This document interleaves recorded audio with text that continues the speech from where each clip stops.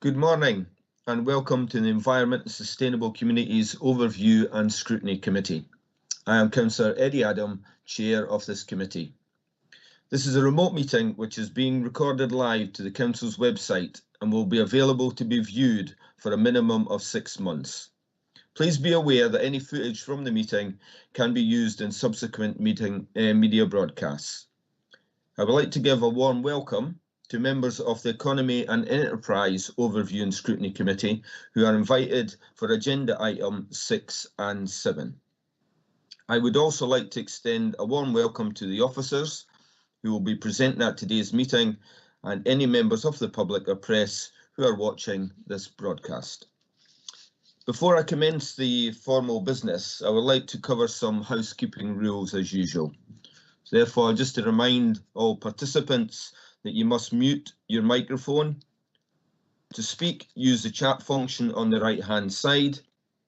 Type RTS, request to speak. However, remember, everyone in the meeting can see the messages in the chat function, so please refrain from using it unless urgent. When invited to speak, remember to unmute your microphone and please introduce yourself with your name and position unless you have already introduced yourself earlier in the meeting. If you're having issues with connectivity, try switching off your video and just use the audio function. If connectivity issues continue, you may have to leave the meeting and rejoin to get a better signal. If my connection is lost, the Vice Chair, Councillor Olga Milburn, will take over until my connection is restored. Okay then, moving on to the formal agenda this morning. We have item 1, apologies for absence. Do we have any apologies, Jackie? Thank you, Chair. We've got an apology from Councillor Kay. Thank you. Do we have any substitute members? We don't have any substitute members today, Chair. Thank you. Thank you. Item number 3, minutes of the meeting held on the 12th of February. Can we agree the minutes from the meeting on the 12th? Agreed. Agreed. Thank you, members. Any matters arising? No matters arising. I believe that all matters dealing with particular issues from that meeting have already been dealt with and circulated to the members for information. Thank you. Item 4, declaration of interest. Anyone have any interest to declare? Okay, no one, thank you. Item number 5, any items from co-opted members or interested parties? None, Chair. Thanks, Diane. Okay, moving on then to item number 6, Neighbourhoods and Climate Change Service Grouping Response to COVID-19. This is our usual update that we're receiving from the officers in connection with work going on, or the constant work going on in terms of COVID-19. We have Alan Patrickson, Corporate Director of Neighbourhoods and Climate Change, with us this morning, and he's going to update us on the service grouping.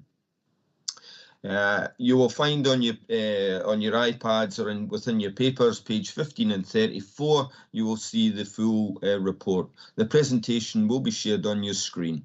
It's now over to you, Alan. Thank you.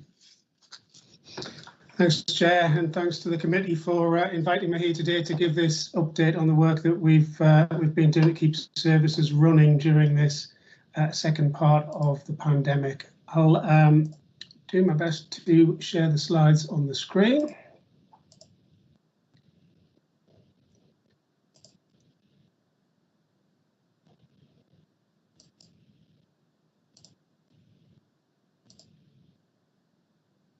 Right, I'm hoping you can see that now. That's good, Alan. Thank you. Yep, good. Right, thank you. Yeah, it took me by surprise a little bit, I have to say, to find out when I looked back that the last time I came to this committee to talk about COVID was back in September of last year. It didn't feel like it was that long ago, but here we are in March 2021. I'm back for another update, and in many ways we're in a tighter lockdown situation than we were back in September. We're still in a national lockdown. The government guidance is still that you must not leave or be outside your home without a reasonable excuse. although things have changed very much so in other ways with the vaccination programme and the number of cases and thankfully deaths decreasing significantly. But also, of course, more importantly, in terms of service management, we now have the roadmap out of lockdown, which I will touch on a little bit later. And we are preparing a lot of work going on in the background to prepare how we deal with that 4-step programme between now and the summer of this year. But I'll just run through the services. I'll say that my slides moving on the screen. Good. I hope you can see a slide that says refuse and recycling. I seem to have a bit of a delay. Yes, yeah, we do, good. Alan. Thank you. Okay, so I'll talk about refuse and recycling.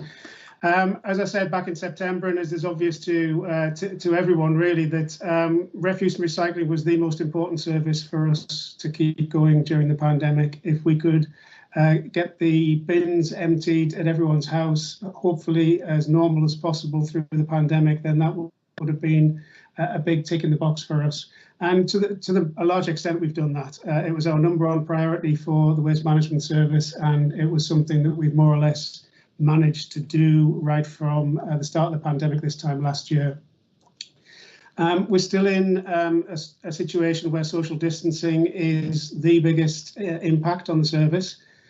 We still have more vehicles out on the road on a daily basis to deliver this service to households. So that we can avoid wherever possible the 3 in a cab situation, 3 people in 1 cab at one time, try to avoid that as much as we possibly can. So productivity on this service really has been hit across the last 12 months, but we have managed to keep it being delivered. And of course, we have seen an awful lot of public recognition for that, as has been very well publicised many times. The garden waste service was disrupted during the first lockdown to the extent that I think we missed a month of service, and we've recognised that this year in the price of the service. We've reduced the price for those people signing up again to compensate for the service reduction during lockdown last year.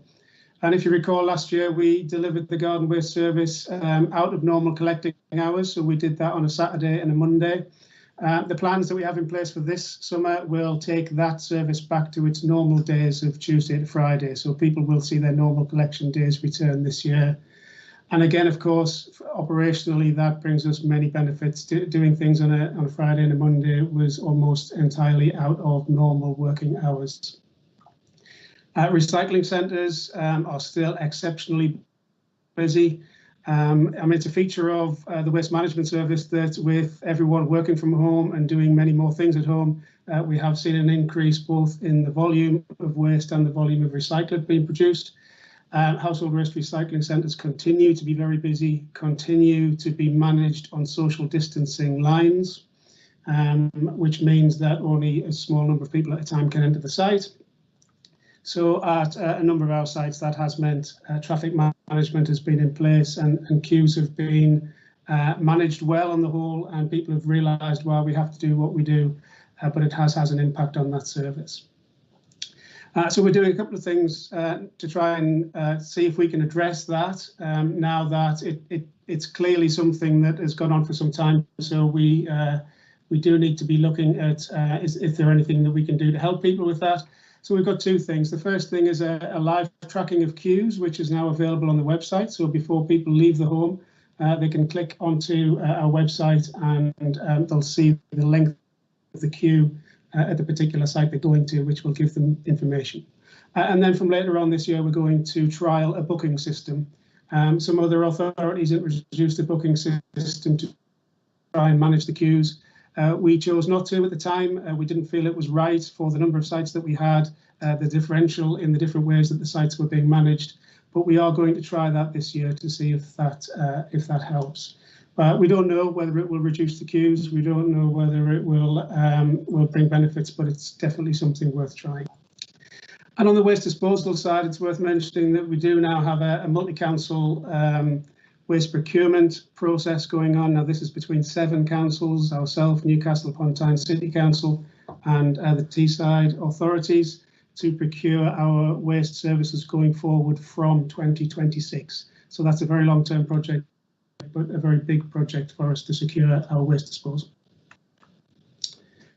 For our parks and open spaces, we again still working with social distancing. We're still working under lockdown criteria. So many of the items of play equipment that we took away last year to try and encourage social distancing haven't been replaced yet. They will be later in line with the road. Cafes at Hardwick and Wharton Park have closed for a while, although some of those are now reopening as we move to takeaway only service. But we have kept toilets available all the way through for people visiting parks to take their daily exercise. Obviously, parks and open spaces have been getting busier as the weather has been getting better, and we've been monitoring how people are using those during lockdown. I've got a couple of slides on bereavement services. I think there was a particular request to look at how we've been managing bereavement services through the lockdown. Of course, during a pandemic, the ability of bereavement services to cope with additional workload was considered very important from day one, really. So through the local resilience forum and the emergency planning system, a excess deaths group was set up to make sure that we had all of the facilities that we needed. Casting your minds back to last year, there was some quite terrible TV pictures coming from around Europe where this service had been overwhelmed in various places. We didn't want to see that happen in the UK. We certainly didn't want to see that happen in County Durham. In early doors, we realised that we needed more capacity or replacement capacity, so we procured a temporary cremator, which has been installed at Mountset Crem. This brought more capacity to the area, but also resilience. And the third thing that we did straight away was we trained additional staff across the council who could be deployed into the service. And we've still got a number of those staff on our books to bring in should they need to help out the permanent staff in particularly in the crematoriums. So you can see we took people from a number of different services across the council and got them trained up. Of course, it's not a service for everyone, but we did have some good volunteers. There was a significant effect on the bereavement services, the way we operated, as a lot of this has been very well publicised over the last 12 months in terms of the number of people who could attend services, how we streamlined processes behind the scenes, working with funeral directors to make sure that for customers, the service could be as smooth as possible.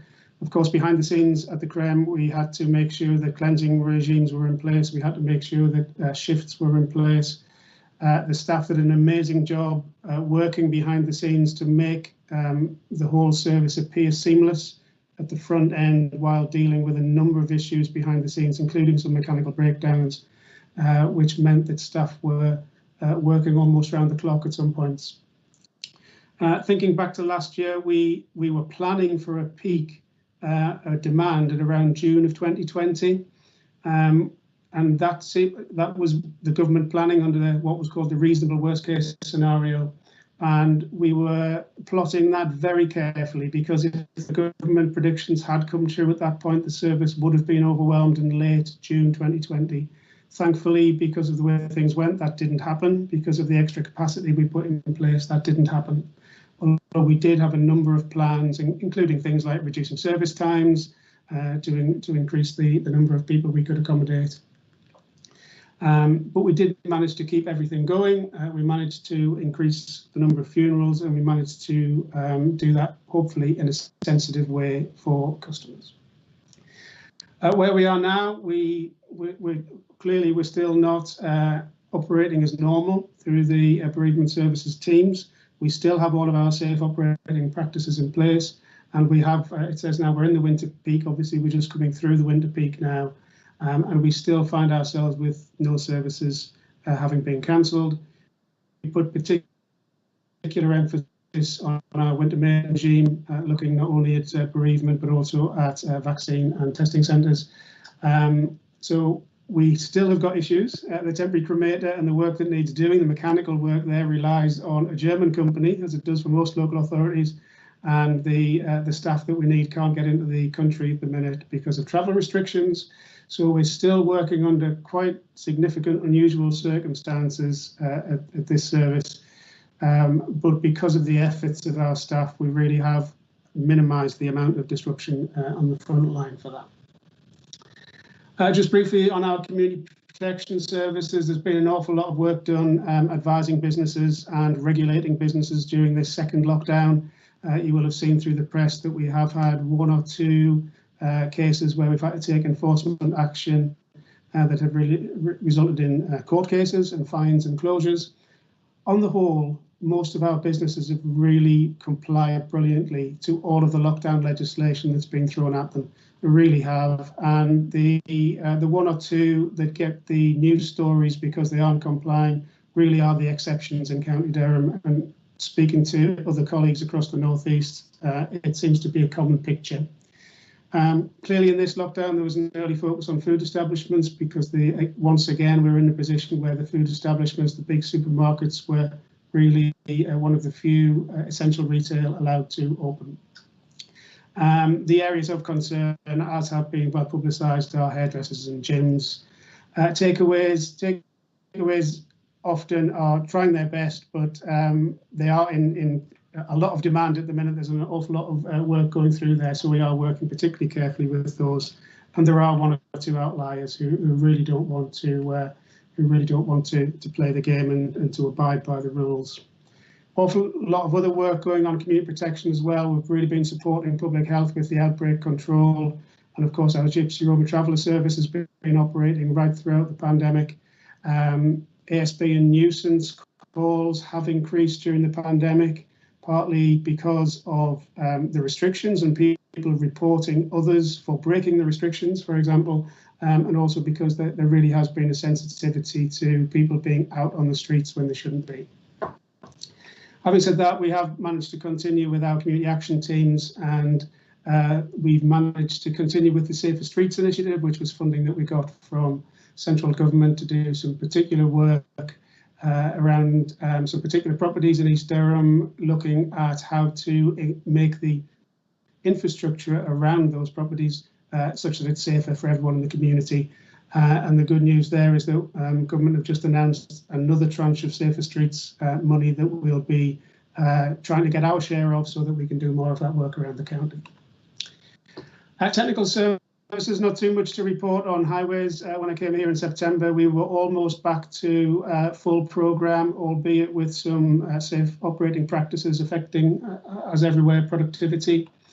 But of course, between then and now, the big issue we've had was this different kind of emergency. We've had one of the hardest winter maintenance seasons that we've seen for a number of years, not just because of the length of the cold weather, but also the variation between some cold weather and then some very warm weather, creating some freeze-thaw situations that were really quite difficult to manage. All of the photographs on the screen there were taken this year, so you can see in some of the higher ground we had some significant snowfall. As many people will be aware, in some of the lower ground, the issue was not so much snow, but it was very hard ice because of the freeze-thaw situation that we had.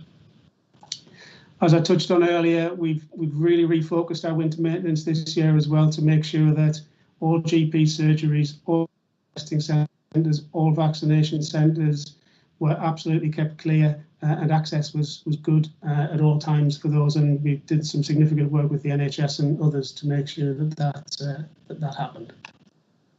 We have still managed to keep some major projects going. New Albert Bridge, which is the biggest project in the county at the minute, is still going well. Work is still going well. You may have seen the central spans being lifted. The work is being done on each of those joints, and that deck will be lowered again shortly as we move through the rest of this year. And we managed in December to get the Witten Park Bridge project opened. That suffered some slight delays while we put some safe working practices in place, but good to see that bridge opened.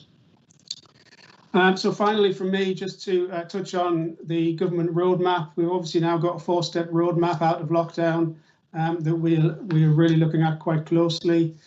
We haven't had any draft legislation. We haven't had any draft government guidance for each of these steps yet, other than the very general guidance that's in the public domain. We know that it's based on data and not dates. Having said that, we've got a series of dates that we're looking at that were issued almost immediately after that announcement about it not being about dates. So we're currently in step 1. Step 1 was the 2-step phase where education services started back on the 8th of March. And when we get to the 29th of March, we'll be looking at the stay-at-home rule will be coming to an end in terms of the rule of 6 will apply again. So you'll be able to go out in groups of 6. Now that will have some impact on us. It'll have some positive impact and some negative impact. Some of the positive impact it will have, for example, is that we will be able to start supporting a limited amount of community activities again. One of the things that we've really missed this year are activities like the Big Spring Clean, some of the community litter picks that would have been happening through February and March. You know, we haven't been able to do those yet, but what we're hoping is that as we get to the rule of 6, we'll be able to support in a limited way at least. The next stage is not before the 12th of April. This will be a really busy stage for our community protection team because this is when outdoor hospitality will be allowed. So our licensing teams will be working very closely with licensed premises in particular to make sure that that can be done safely. We'll also see indoor leisure return. And then the next step will be the 17th of May, which again I think there we have indoor hospitality allowed. So again, there'll be an awful lot of work for our teams to do with businesses to get this right. We're also planning for a spike in town centre issues such as litter and community protection in those areas as more and more people come out, probably in a celebratory mood in many cases. And then the last of the 4 steps is the 21st of June, where we hope to see a removal of most of the controls in terms of lockdown. So we're doing an awful lot of work in the background, not just in neighbourhoods and climate change, but across the rest of the council and at a corporate level to really understand what these 4 steps mean for our services, how we deliver them, and also for our customers, and how we can try and facilitate those 4 steps back to normal. So I'll leave it there, Chair, and happy to take any questions. Thank you, Alan, for your concise report there. Obviously, it has been a really difficult year, very unusual year for everyone. And 12 months has brought up many challenges for not just our staff, but obviously, as you've identified, the corporate team as well, to try and keep abreast of everything that's going on and keep everything under control. But I think overall, I think things have been handled very well over this particular period, and hopefully as we come out of lockdown and the changes up to the 21st of June, things will improve and get back to some sort of normality. But thanks again. But I think our thanks need to go out to the staff as well, as you've indicated in terms of the bereavement service and the refuse, etc. Special thanks to them for the hard work and effort that they've put in. I've got 3 people asked to speak. First of all, I've got Councillor Mark Wilkes and then Councillor Paul Sexton. Mark. Good morning, Eddie, Chair. Can I first of all say a big thank you to Alan. It's not just about everybody who's out there doing the work on the front line, but we've got so many officers behind the scenes who you don't often realise just how much work they're doing. And I know they've been doing extraordinary hours, way beyond the normal hours that you would expect somebody to have to work. So I don't want that to detract from what I'm about to say, okay, because I do accept that there's been a huge amount of excellent work done. 2 things I want to pick up on. The first one is something that Alan's just mentioned that I didn't realise, that apparently we were getting out there and gritting and making sure people could get access to our GP surgeries. We weren't in Famwellgate Moor because I was doing it, trying with residents to get the roads to Newton Drive, Lund Avenue accessed, middle of the night at some points, putting grit down myself because people couldn't get there. So if that's the case elsewhere, I'd appreciate knowing why in some areas it wasn't the case. The other comment I wanted to bring up was in relation to the booking system that is apparently possibly coming online in May. And we're now up to, by my calculation, £1.2 million spent on these traffic management systems around the tips across the county. And back in May last year, I was asking, can we put a booking system in place? Because it'll be cheaper, it'll be more sensible, there'll be less queuing.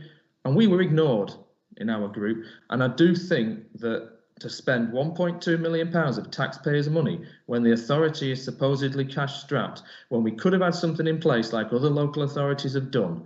And maybe it didn't sort out all the problems that there would have been, but it certainly could have made a massive difference. I think that's been a monumental waste of taxpayers' money, and we should not have done it the way we have.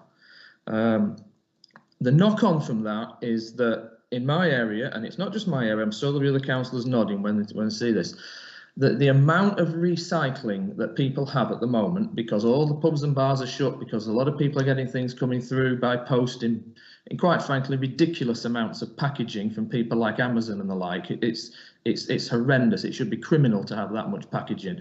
But the amount of packaging that people have got, meaning that they're having to go to the tip because they can't get everything into their bins. Now, I'm sure that some members of the public could probably squash down their recycling a little bit more.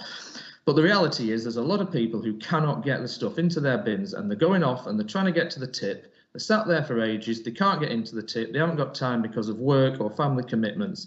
So then they go off to places like the Arneson Centre, where Sainsbury's, and it's not a requirement for them to do, provides a recycling facility, which has been completely overflowing now since May last year, before May last year. And I've been banging on doors and asking Alan and Oliver and others, can we please look at putting some additional temporary recycling facilities in those parts of the county where we've got this problem, at supermarket sites or elsewhere, in order to try and assist the public and reduce the problems at the tip. Now, Sainsbury's at the Arneson Centre has been spending a fortune having to remove stuff that's being dumped. At the moment, that site is actually shut completely because they're changing to another company.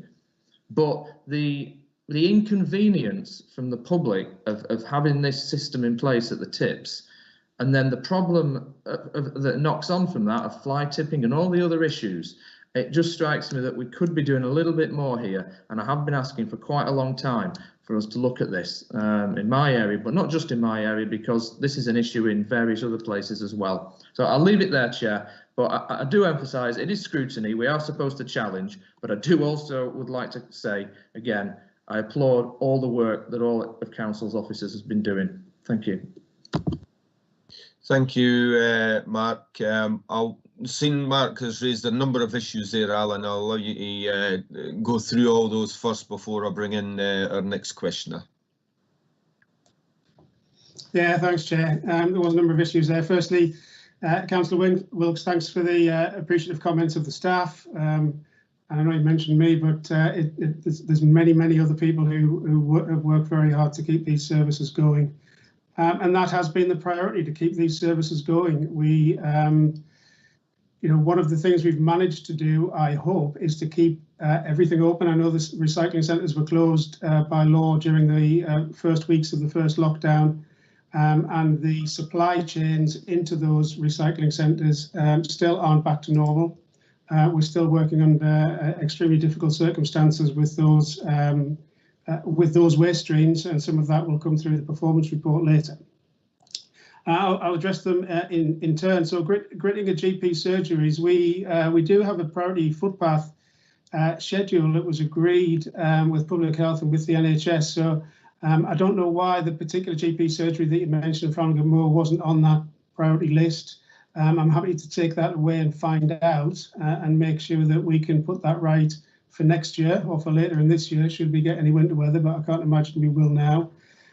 We do have that priority footpath, and the vaccination centres and testing centres all had footpath maintenance and highway maintenance going into them. So there's clearly something that we need to look at there, which I'm very happy to pick up outside of the meeting. On the recycling centres, we did consider a booking system last year, and I think I would just challenge the word ignored. We certainly didn't ignore it. We've been considering it for quite some time, and I think the assessment that we made of the waste that was coming in and the queues that we had and the timing of those queues was that we weren't convinced that we would get the benefit out of it. And we're still putting it in as a trial. And if we do get the benefit from a booking system, then we will be glad to see that benefit. We are in a different position from many other local authorities in the area who have 1 or 2 or sometimes maximum 3 sites. And when you look around the country at other counties that have a similar geography to ours and a similar household waste recycling centre network to ours, they have followed the same path as us. And I would cite some of them: Derbyshire County Council, Cornwall, those sort of areas are operating their sites pretty much in the same way that we're operating ours. And the number of sites that we've had traffic management at, the number of sites that we've had to put restrictions on, it does relate to how the site relates to the highway as well. So at a site like Potter House and a site like Anfield Plain, where the queue does risk interfering with the public highway, we've had to put traffic management in place, and that was to ensure the safety of the highway and the safety of the users on the highway. Now, as we get more and more back to normal and as social distancing requirements reduce, we hope that the necessity to protect the highway from queuing will reduce. And even in normal times and busy times, we occasionally get queues at some of those sites. But we hope that will reduce and we'll be able to get back to a much more normal way of operating at the sites. Thanks for that, Alan. Just to also add, obviously it has been a very difficult situation around the household waste recycling centres. In some respects, it is going to be trial and error, and the work that's gone on initially, at least to keep the thing moving after lockdown, I think was a very well planned situation, and it went quite well. And actually, in terms of household waste recycling centres close by, Darlington, etc., they still had queues, even though they had booking services as well, because some people don't necessarily listen and take note of the booking services. So, there are difficulties throughout, no matter what you do. But you're right to raise it, Mark. We are here to scrutinise the service, and hopefully, as things move on, we will have the right information on whether this system that we're talking about putting in will deliver what we expect. Do you want to come back in on that, Mark? I see you've got your hand up there. I'll bring you back in for a minute. Yeah, it was very brief. It was just what Alan's mentioned about the GP surgeries and the fact that the footpaths are gritted. It was the fact that the impression I got was that the roads should be gritted to get to them, because there's not much point in gritting the footpath directly outside one if you can't get to it. And that was my point. So I believe the footpaths would have been gritted, but the roads weren't to get to them. Thanks. Thank you. Paul Sexton, please. Yeah, thank you, Chair. Councillor Paul Sexton, Chesley Street South. Just a couple of questions really, and it is around the traffic management again. And yes, thank you to all the team as well. I know how hard people have been working, so I don't want to come across too critical either. But the main question I'm asked in the last few months is the spiralling costs of this traffic management strategy. Is it legislative that we have these manned? That's my first question. And my second question is, apart from the booking system, what other strategies did you look at, like a static barrier where they can't even come in? I'm talking about the Pity Me one particularly, where they can't even come into the road. They would effectively go around the roundabout, use diversion signs up through the Sacriston turn off and back round, where they're pretty much being directed now. Because the costs that we're hearing per day is sticking in people's throats, I have to say. And a year on, we've come up with no other strategy. It's as if we're saying, well, it's working, let's just continue throwing money at it. And that's not acceptable. I mean, it's not acceptable to the residents who I represent. Thank you. Alan? Okay, thanks, Paul. Yeah, I mean, in terms of what we've done to try and ease the situation, certainly in Chesley Street, one of the main things that we did was we've reopened the Het Hill site for longer hours so that we can reduce the pressure coming from Chesley Street. Het Hills was previously open at weekends and bank holidays only, and that's been open 7 days a week since the pandemic, so that we've added in additional capacity there to try and relieve the situation, both from Potter House and from Anfield Plain, in both directions there. So we've done that. The nature of the traffic management at Potter House and the fact that it has to be taken away again and re-established. There are a number of traffic movements around that junction, including for the vehicles that service the site itself, that mean that we can't put a permanent block across that road, and that's one of the reasons why it does have to be manned, because although we don't want general traffic going through there from a road safety point of view, there are vehicles that need to access the site during working hours from that junction to help man and service the site itself. And of course, with the significant amount of waste going through that site, we do have to get those vehicles in and out during working hours. Would you like to come back, Paul, for quickly? Yeah, thanks, Alan. Just so it is legislative. That's what we're saying. And just to comment on people who are servicing the site, staff and other service providers, why can't they use the diversion like the public are to service the site? Yeah, so the legislative aspect comes from a road safety point of view. So we wouldn't want the queues going back or anything interfering with the A167. That's the purpose of the traffic management. And you know, there's a very practical reason around putting HGVs and larger vehicles down the same route as the queue is going at Potter House. And you know, I use Potter House as well. It's my local site.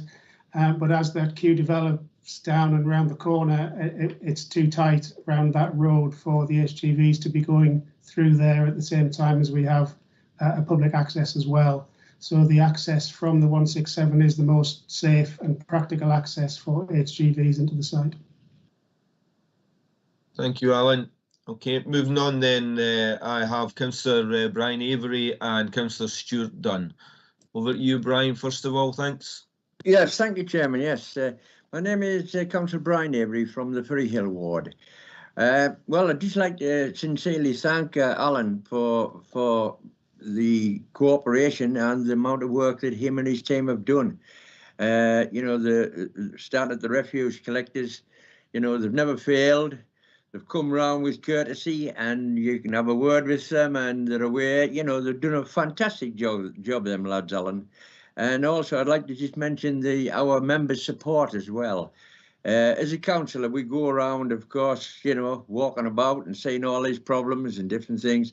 But members' support take all my jobs, and they challenge it to the right place, and hopefully gets done. But Alan is always there at the end of the line if things don't get done. And I've had to use him on numerous occasions, and thank you very much, Alan. And I'm cleaned off with all my jobs at the moment, so that's good. So I'd just like to thank you for what you've done. The gritting with the terrible winter we've had, it's gone pretty much well in the Ferry Hill area. We've always had complaints on the council housing estates, which are last on the list to get done. But you know, overall, I think the council has done a fantastic job over this very, very difficult period, what with the COVID, with the hard winter we've had. And I do appreciate everything you've done, Alan. So thanks very much. Thanks, Brian. Do you want to make a quick comment, Alan? Thank you, Councillor Avery. Really appreciative of those words. This is a massive team effort across neighbourhood services and climate change. It's a huge team effort. You know, I haven't gone into, time hasn't allowed me to go into an awful lot of the detail of what our service managers have been dealing with in terms of absence, in terms of not only sickness absence, but testing now and people getting their vaccinations. And if anyone has had their, for example, their Oxford vaccination, as I did the other day, the day after, I wouldn't have been wanting to be out on a refuse crew because it can knock you for six. So there's an awful lot of things that our teams have been dealing with and managing. And one of the things that I'm actually really grateful for now that we're in early 2021 is that the inquiries that are coming back to me feel like they're almost business as usual inquiries. It's like many people out there aren't even noticing the things that we're having to do in the background to keep these services going. So in some ways, it's kind of difficult because those inquiries keep coming in, but in other ways, it really does demonstrate that you know, people aren't seeing huge disruption to the services and they're asking for things as normal. So appreciate those comments. Thank you very much, Councillor Avery. Thank you, Alan. Councillor Stewart Dunn. I don't want to delay the meeting by echoing exactly what Councillor Avery said about the bin, the recycling and the green crews. They have been outstanding, but so have the recycling centres.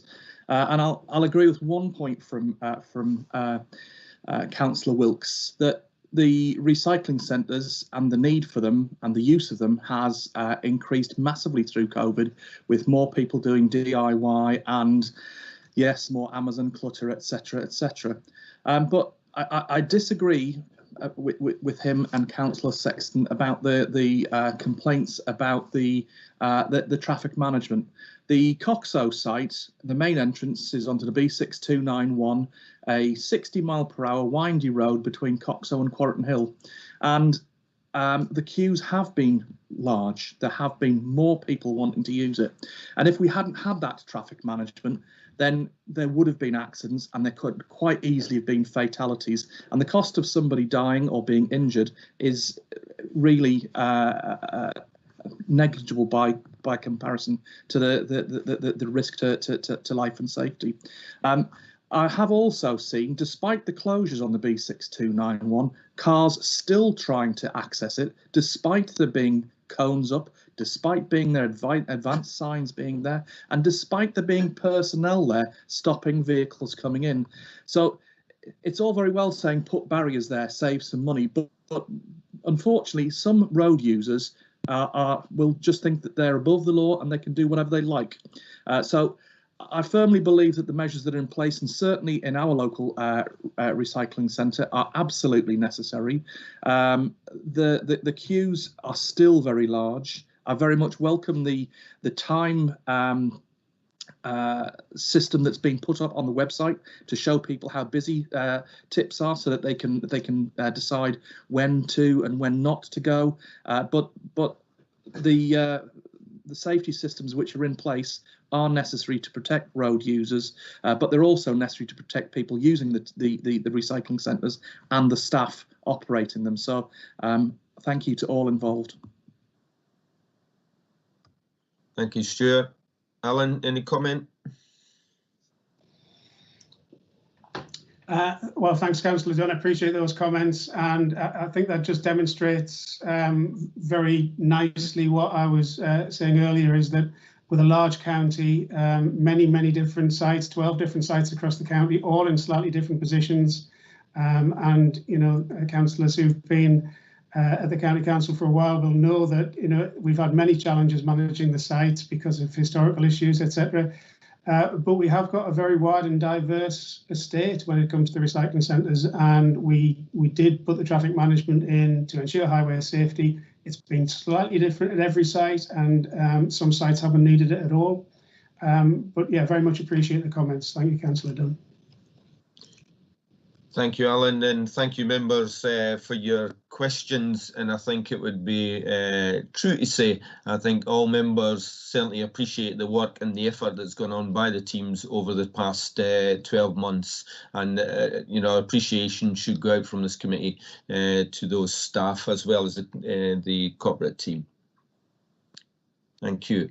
Okay, moving then on to the recommendations on page 16. Where members are asked to note the content of the report, and also we'll look to include this in the 21-22 work programme at a further date. Well, obviously that will be left up to the next committee meeting, which will be taking place after the election. Okay, thank you. Moving on to item number 7 then, Climate Emergency Response Plan. We have Steve MacDonald, Principal Officer of Climate Change, supported by Rosalind Farrow today, who is Carbon Energy Analysis. And you will find on pages 35 to 114 on your papers the report, the full report on this. And there is going to be, once again, a presentation for you, which will be shared on your screen. A very important part of obviously what we're doing in terms of the council, and then try to improve our environmental impact, and hopefully you will see by the presentation the tremendous amount of work that's going on. So over to you, John. Thank you.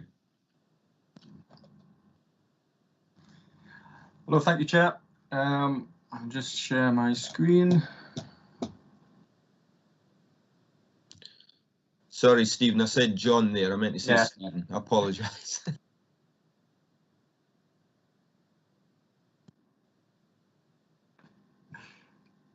Hopefully you can see that. So yeah, thank you for inviting us along. I think it must have been just before the last lockdown that we came last time. I think it was myself and Rosalind again last year that did the response. So this today is our first year progress report on the climate emergency response plan.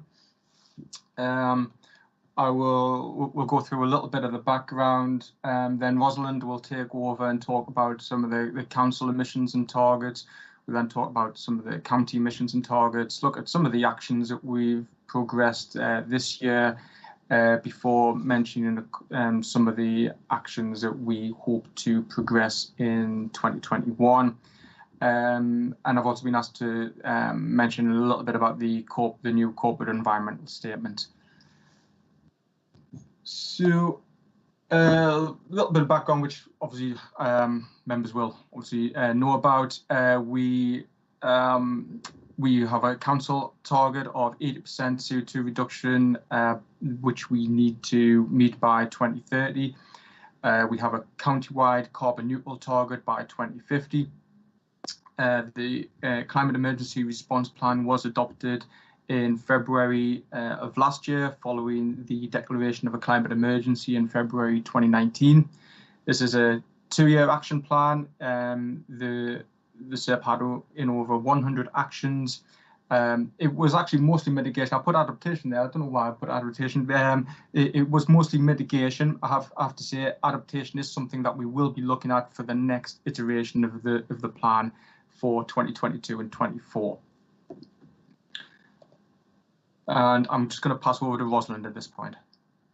Hi, my name is Rosalind. I'm in the carbon team with Stephen. So just to give a little bit of background, the carbon management plan for 2015 to 20 had previously a target of 45% reduction from our baseline, which is the 2008-9 year. So that period ended last year, and we actually we beat that target. We achieved a 51% reduction, which is better. We're now, of course, working to the climate emergency target that Stephen mentioned, which will be an 80% reduction by 2030. This is a much bigger drop, but we do expect to be on track. Obviously, the last 12 months have been a bit of a special case, but we expect that means that our carbon emissions will be lower still. But we'll find that out when the 2020 to 21 figures come out in about July of this year, when they've been calculated. If we go to the next slide, I'll show you a graph of that, which shows. Sorry, Rosalind. Other direction. Yep, there we go.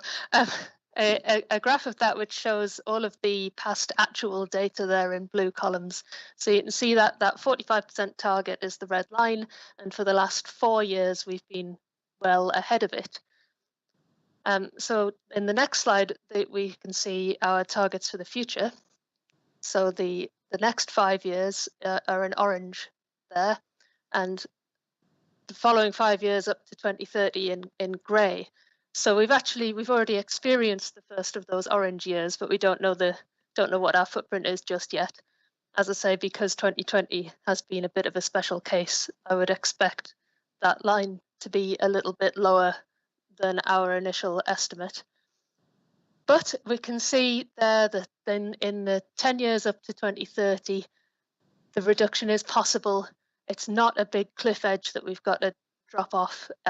We should be able to do it and achieve our plan of 70% reduction in these next 5 years to the 80% climate emergency target to 2030.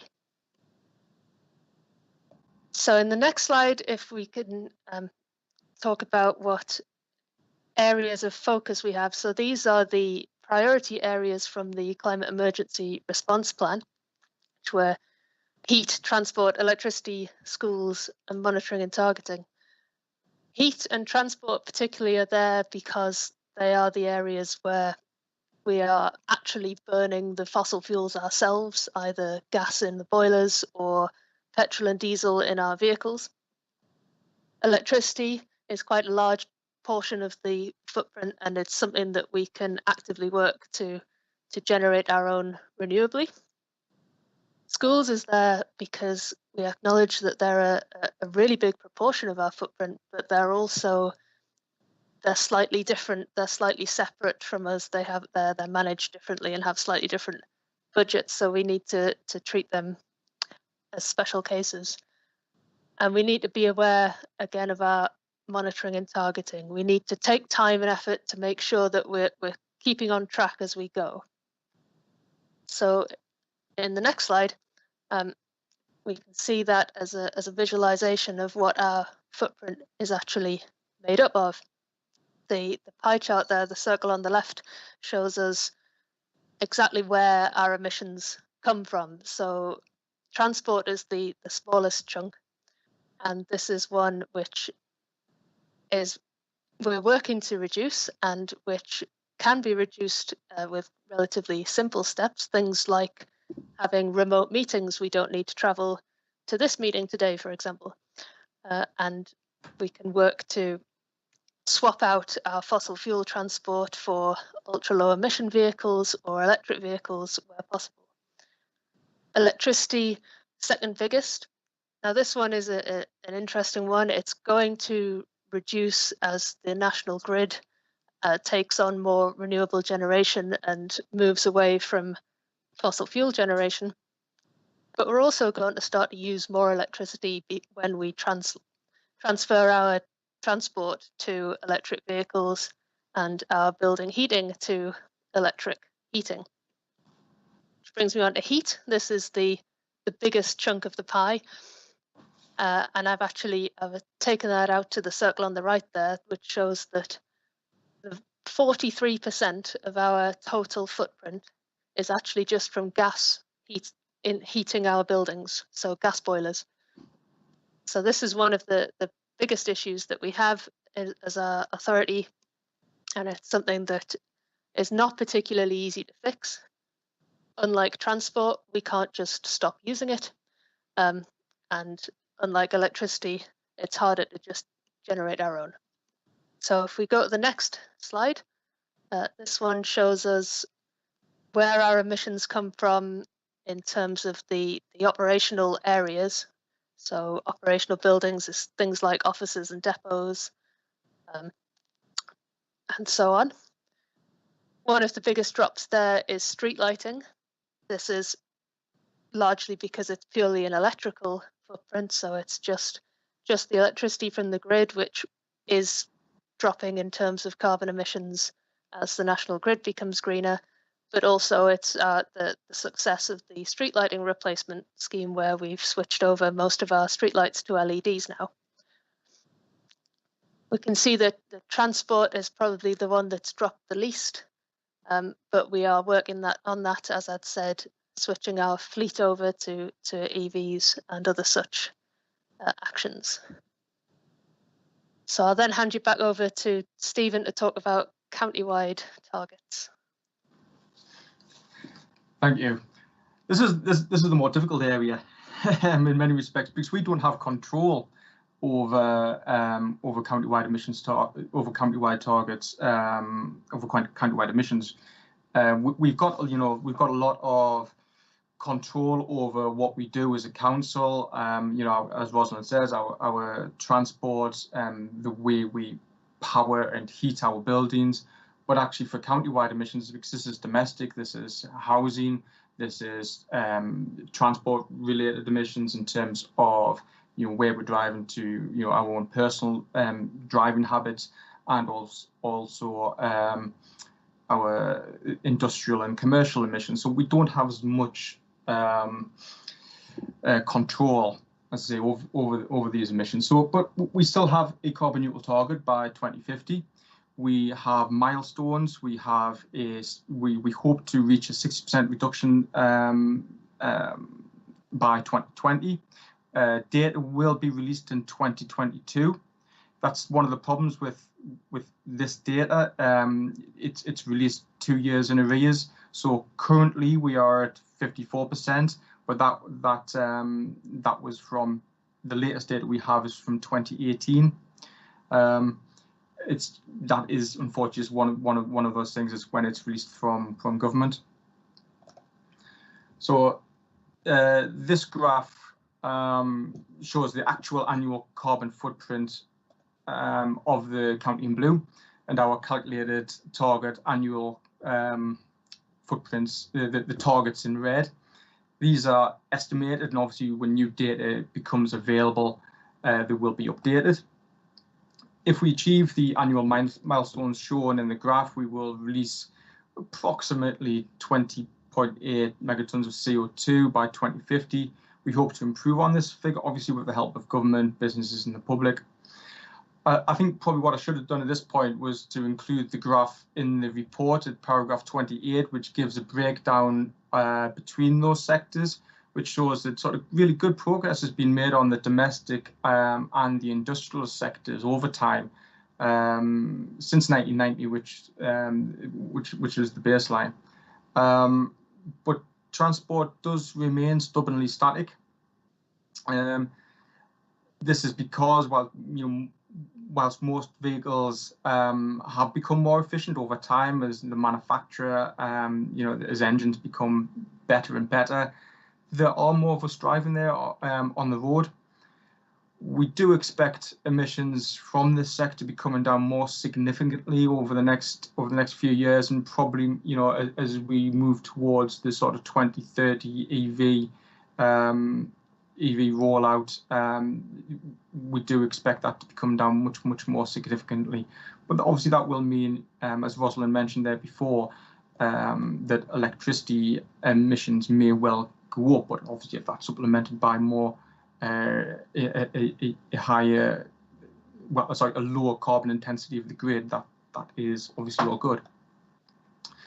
We have aspirational aims here, 82% reduction by 2030 and 95% by 2040. These are not agreed, but they do help us to keep us on track for a steady reduction towards 2050. And this one I'm just going to quickly pass back to Rosalind. Yeah, so we're now going to talk about what actions we've done in what would be the last year, which is 2019 to 20. So I've taken the three areas that I was talking about in that pie chart of electricity, heat and transport. Electricity in that year actually saw a 16% reduction in carbon emissions. It's good. It is partly due to decarbonisation of the grid, as we've been mentioning, but also we have had projects to swap out LED lighting in schools and other buildings. I think we've had at least 2 schools done through the Enlighten scheme. And I have a mention of renewable energy schemes that we've done. In particular, of course, we're putting PV on the roof of the new HQ building. Heat in that year actually saw an increase in carbon emissions. Part of this will be because of weather. It's a feature of our heat that we just use a lot more of it when there's a cold winter. But we're doing work to help that. In particular, I'd just like to highlight this heat pump that was installed at Anfield Plain Waste Transfer Station. It's in a small office block. It's a commercial size air source heat pump, and it's been an opportunity for us to work together to get the most efficient setup that we can there, so that we can then use that learning in other buildings across the estate. In that year, transport saw a decrease in emissions of around 11%. And we've done quite exciting projects. We've trialled an electric refuse collection vehicle, which I believe was successful and is leading to the purchase of one of our own. And we even before 2020, we were beginning to do more remote working, and in the last year, we've seen how successful that can be to limit the amount of transport we actually do. So we would expect in the last 12 months for that transport emissions to really have dropped quite significantly. Thanks, Stephen. Thanks. So yeah, and I'm just going to follow on from that just to talk about some of the progress that's been made on sort of projects that have had more of a county-wide focus. So our colleagues in housing regeneration, they've been doing some solid wall insulation projects over in South Moor, following on from projects that they've been doing over in Craghead, and they've received funding for those. They are looking at I think they started last year £2 million warm homes fund for new off-gas heating systems, including 43 air source heat pumps being installed for the first time in areas. I think I did have that down as 100, but I think I got mixed up because that's a pilot scheme that is being developed to be rolled out this year, which is a pilot scheme for 100 social homes to be installed with air source heat pumps, battery, and solar. So the housing regeneration team have been chasing a lot of funding, which has been coming up this more recently to and trying to maximise that funding. In terms of the natural environment, the woodland programme is continuing with new areas of planting being identified all the time and new schemes. The restoration of peatlands has been a great success. And you can really realise some really significant benefits alongside sort of things, the biodiversity enhancement as well. Just sort of data from the AONB reveal that sort of about 1 hectare of peat stores approximately 1,700. I say approximately, but they have given us an exact figure: 1,781 tons of carbon.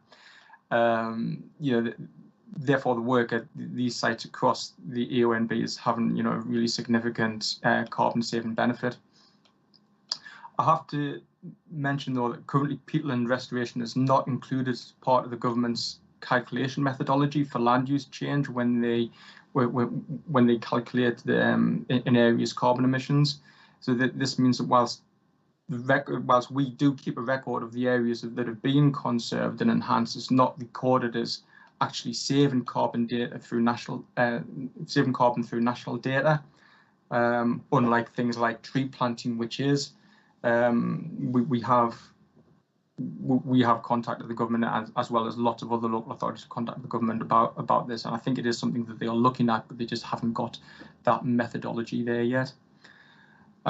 Transport, Soski has been a great success, really good success. 100 EV points are being installed throughout last year and going into this year, and more.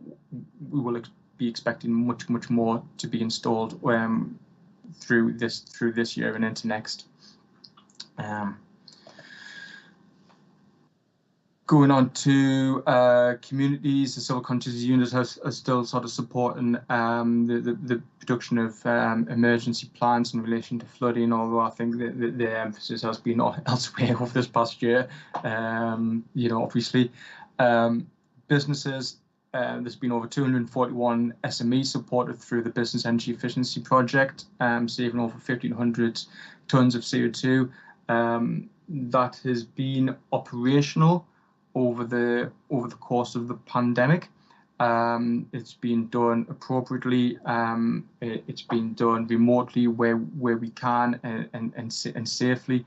And where we can't, where we haven't been able to get out, we haven't went out. But the support, SMEs have really appreciated that support over this last year.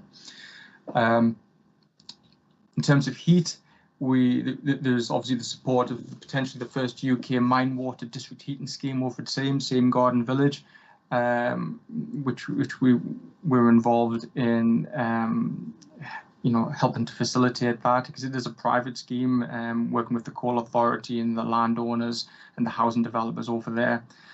We're also going down into detailed business case development for a Durham City district heating proposal, which has been on the table for a couple of years now.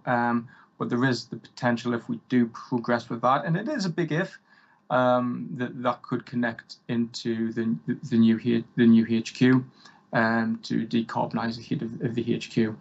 But there's a lot of water to go under the bridge before we get to there. Yeah, and Alan's already mentioned waste today, and I think that there is still currently about 44% of the county government's waste is reused, recycled, and composted.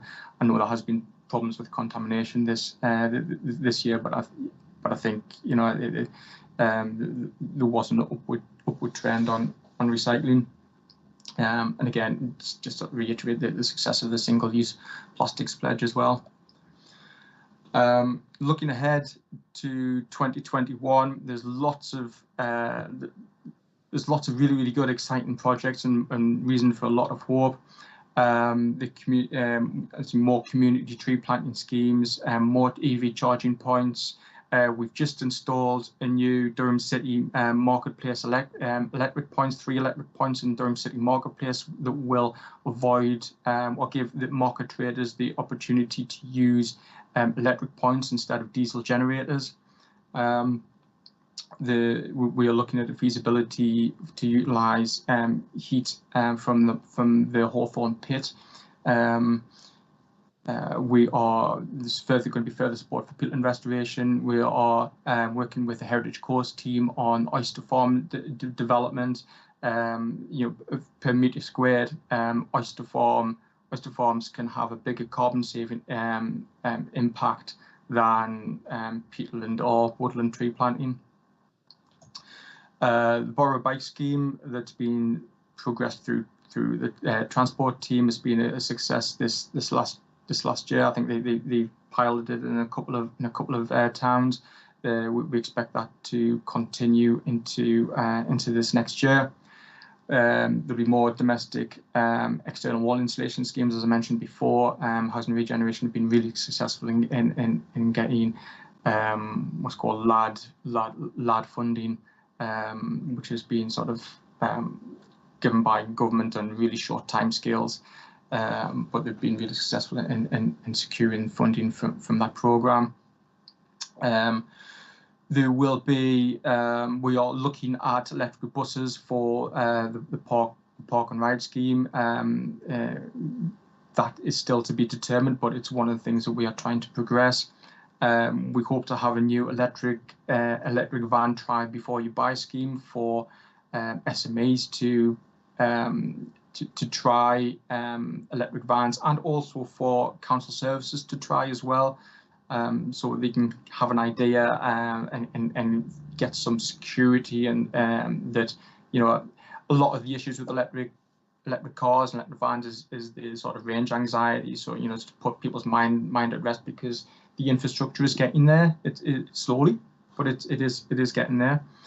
One of the exciting things is that we will have a new website and awareness raising activities soon. That will include new branding for climate change, and a comms plan, and that was one of the key things that came out of the consultation on the SERP last year, or was the year before last. A lot more awareness raising, and that's one of the things that we will hope to be launching in the next month or so. And one of the big things that we'll be doing this year is the new SERP. We'll be writing the SERP for 2022 to 24, which obviously we want as many people as possible to participate in. We hope to go further.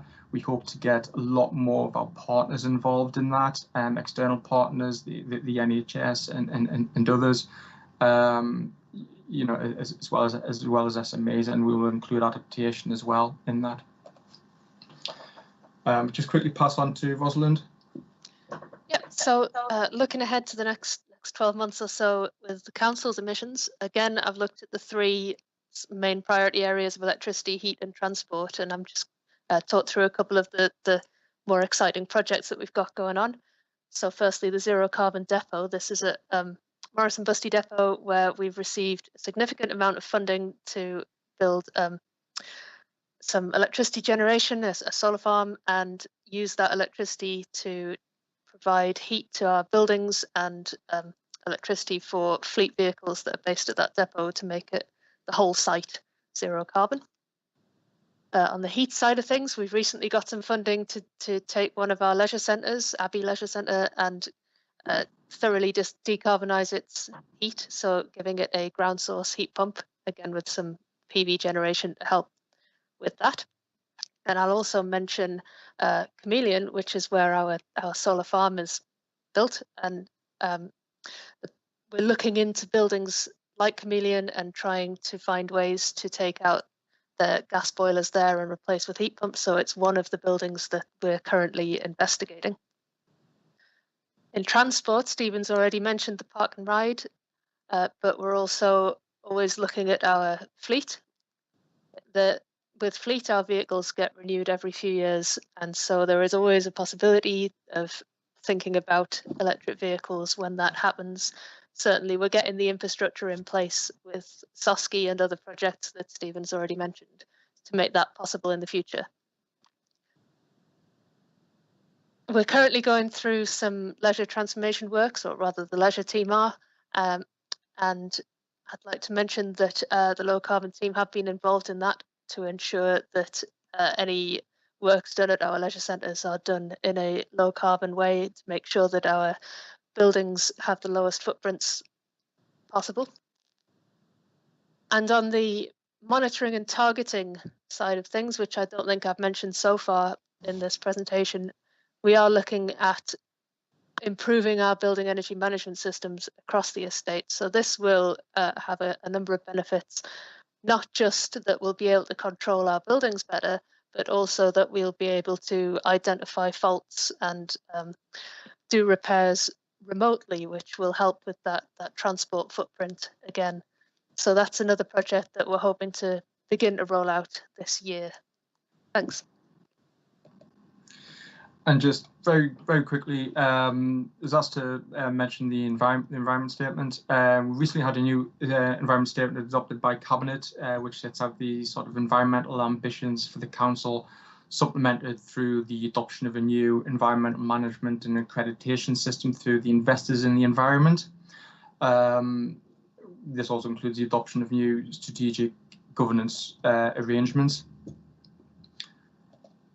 This is the and part of the environment statement. I won't go through all the actions, but they have been developed in combination with services and departments and through discussions with IIA. I hope that you maybe had a look at these already, and I hope that those actions are something that you would support. And just finally, a little bit on the governance side of things. Investors in the Environment will provide a clear and practical delivery mechanism, providing independent audit and advice. Through this initial process, they have been involved with in meetings with service leads to discuss what actions individual services can take to improve on the environment. And it's been excellent. I have to say that the involvement from many heads of services has been really excellent and engaging, and we now have a draft action plan which we'll be further engaging with services on. Overseeing the implementation of the statement will be the responsibility of a senior officer level net zero carbon board under the leadership of the Corporate Director of Neighbourhood and Climate Change, and will be supported by operational work streams of internal technical leads, including an environmental management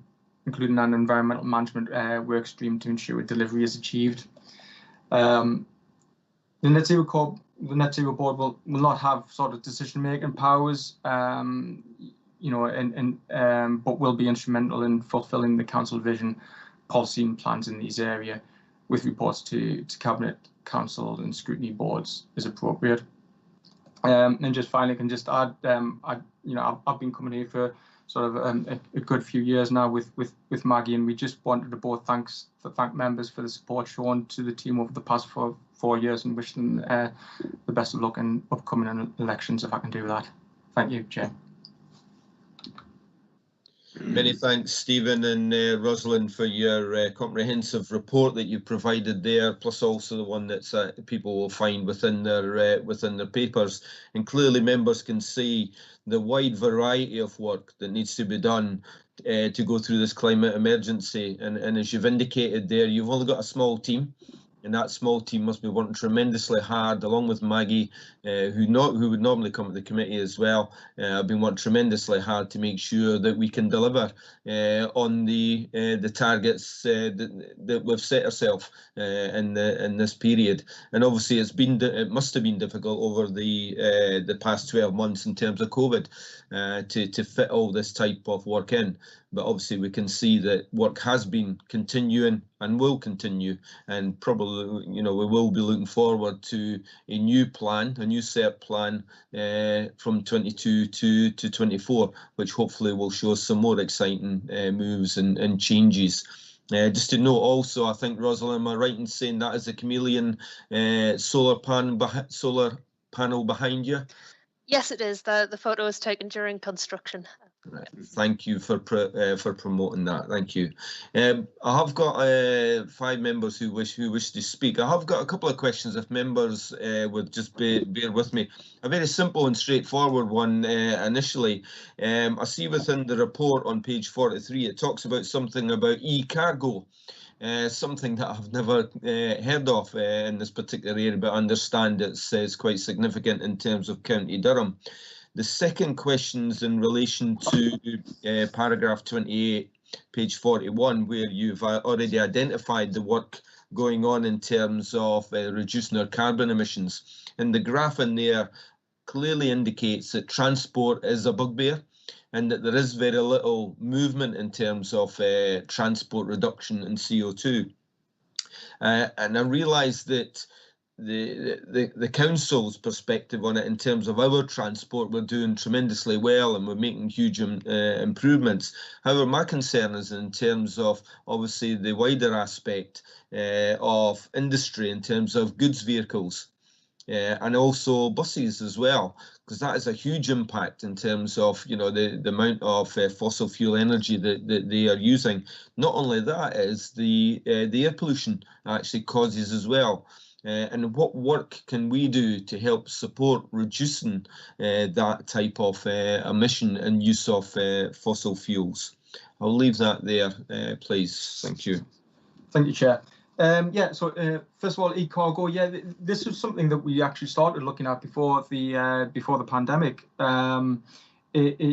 Newcastle City Council have a scheme that they run in conjunction with the NHS, which is done through ZMove, and what they basically, I think it's the NHS that really sort of that make the most use of it, but it's basically last sort of mile deliveries. So that they have an electric cargo bike that can take what they're currently doing is taking things like linen and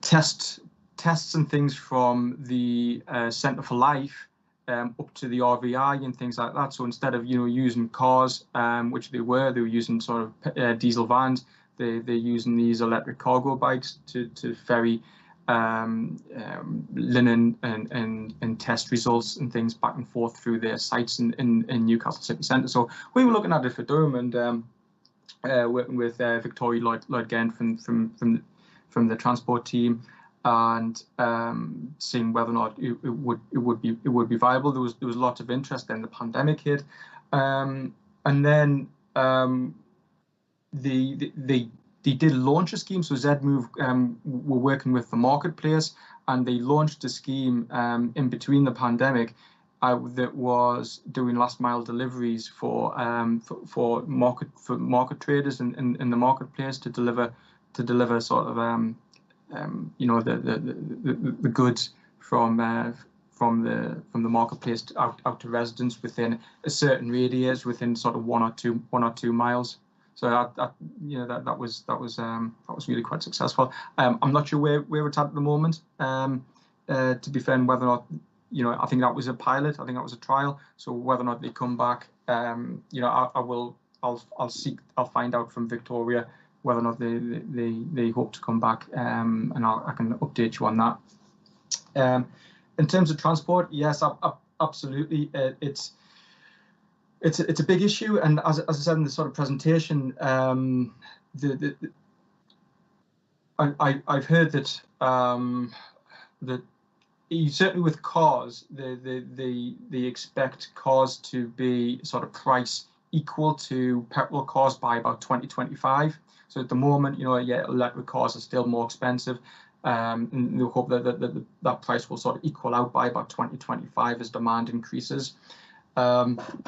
For vans and obviously heavy goods vehicles, it's more difficult. It's more expensive. The EV that we purchased is more expensive than a normal diesel one. However, examples of other local authorities, taking significant lead on this.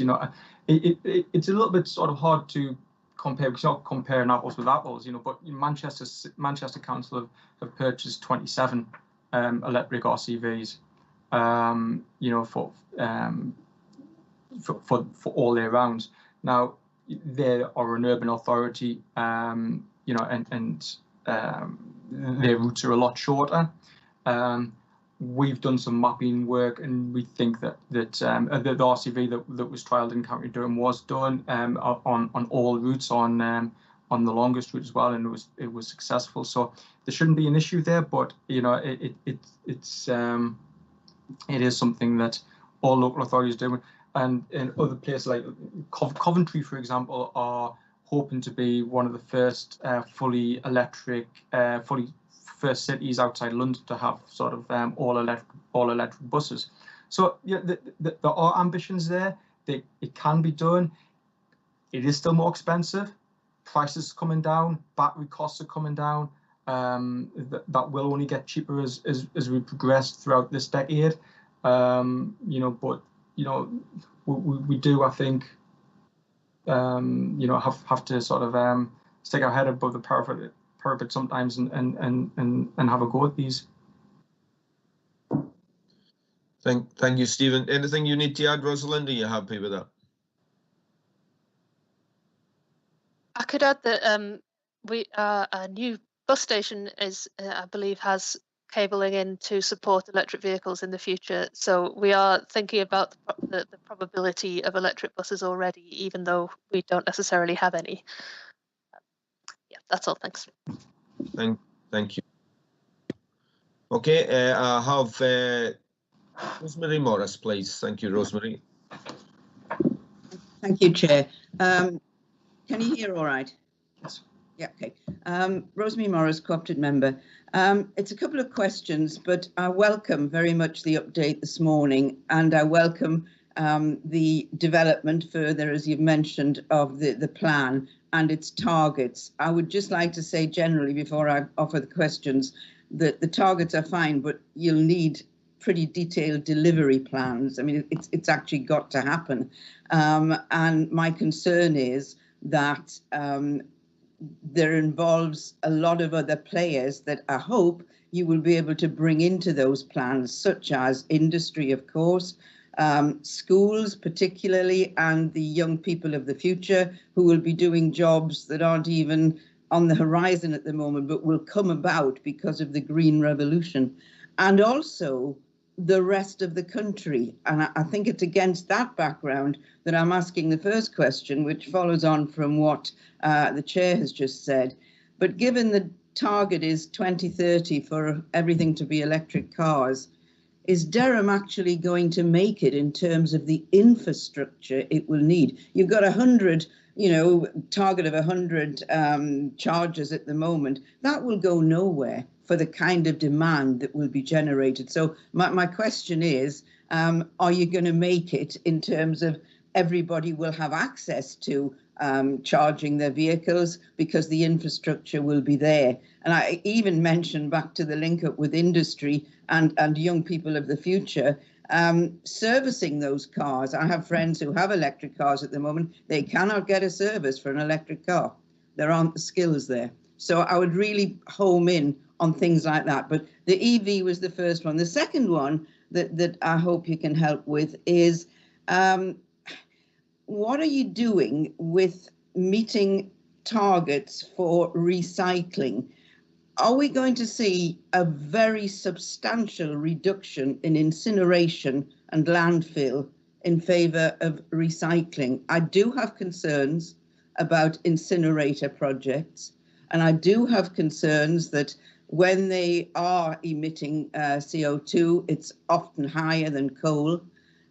So are we actually working to a target which is no more incineration or landfill, but let's go recycling? So those are my two questions.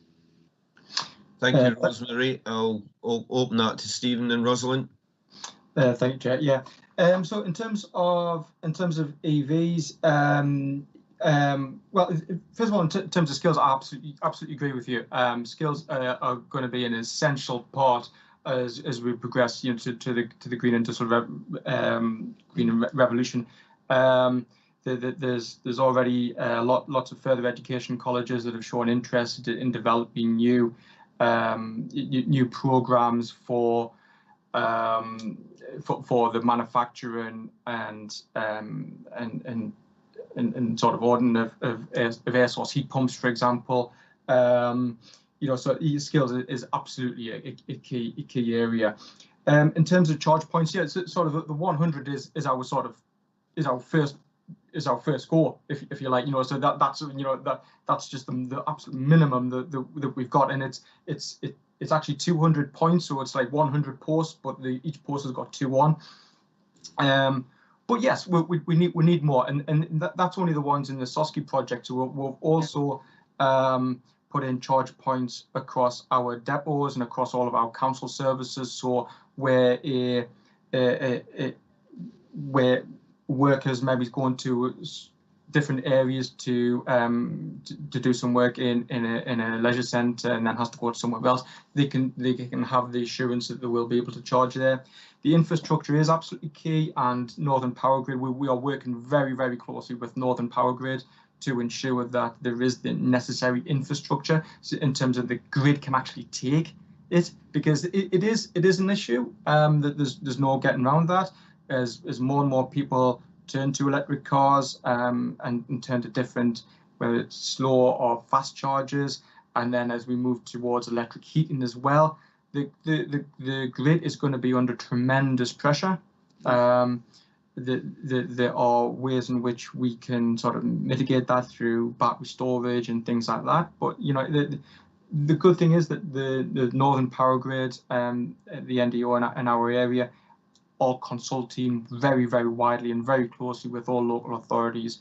We have had assurances that that there's currently no issues.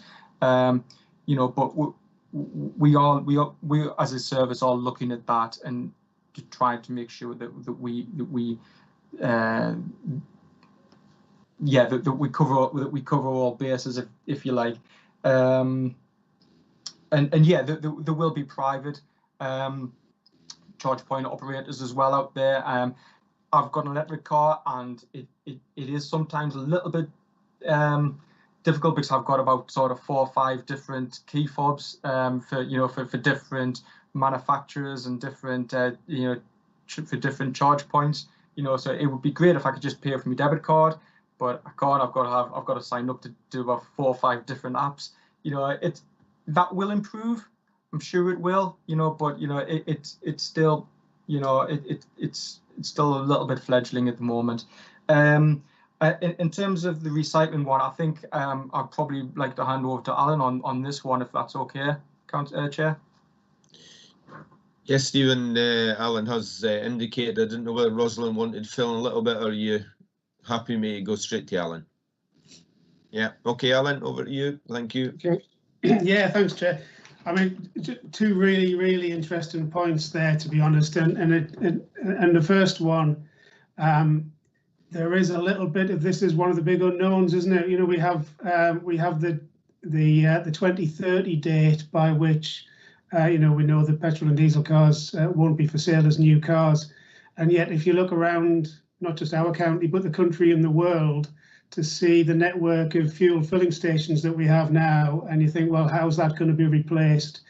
I think there's a long way to go, not just for us as a significant part of that, but for the government and for the private sector to come up with what that fueling is going to look like, you know, post 2030 in that new world. So I think what we're doing, and you know, Stephen and Rosalind have outlined some of the big opportunities that we're taking advantage of there. So we're doing what we can with the opportunities that come along, but there's obviously you know, a much bigger picture here that we're an important part of, and you know, the government is, international governments, big business, and as well as all of us as a population will be seeing how this develops over the next 8 or 9 years. But there's something big's going to happen, and I don't think what we've got now is it? You know, it's not it, because we haven't yet come up with how we're going to replace all those petrol and diesel filling stations.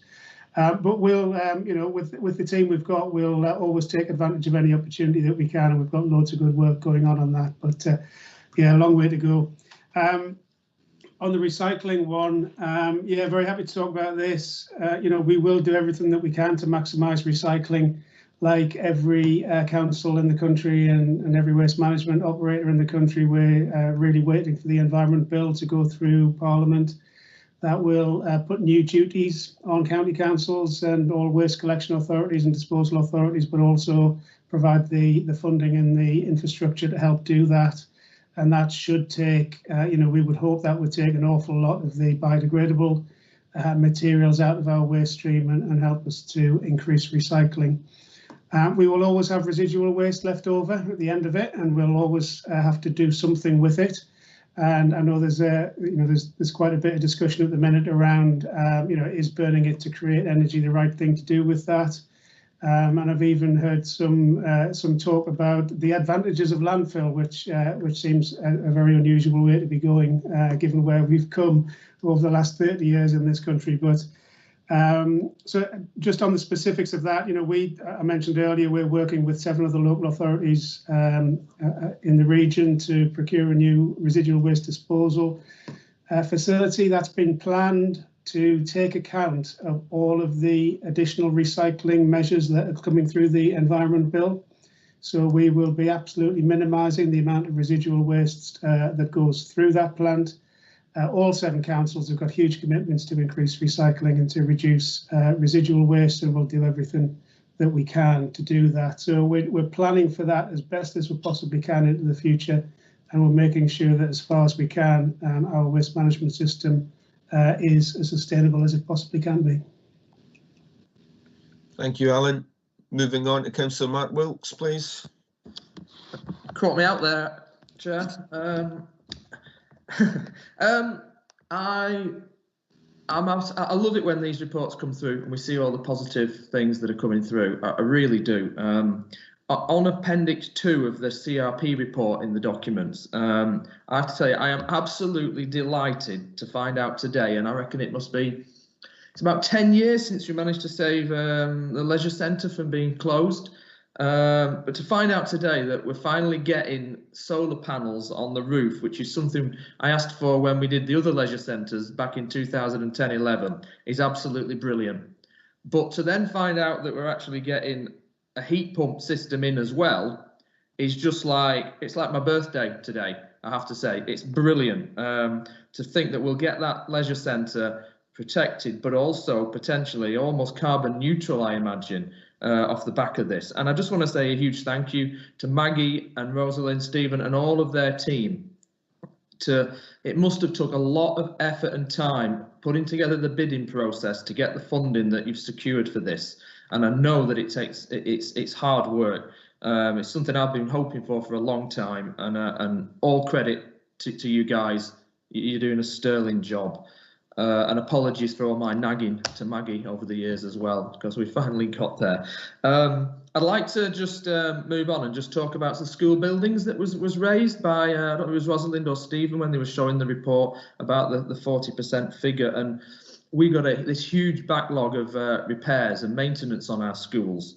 And I know that we've got a small rebuild programme, and all the other councillors will recall the full council meeting we had a few weeks ago, where we were putting forward a proposal to actually get some local funding in for repairing and maintaining our schools. I think it was £10 million that we put forward for urgent repairs.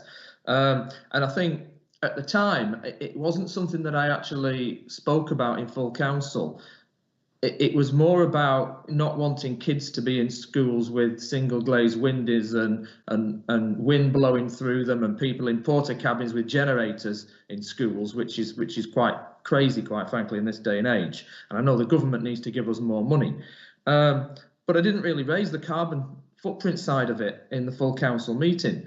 And obviously, when you've got all these old school buildings and there's a lot of work that could be done, I mean, I'd like to ask the officers to what extent we can help to meet the decarbonisation project by doing things like replacing double glazing and putting insulation and new heating systems into the existing school stock.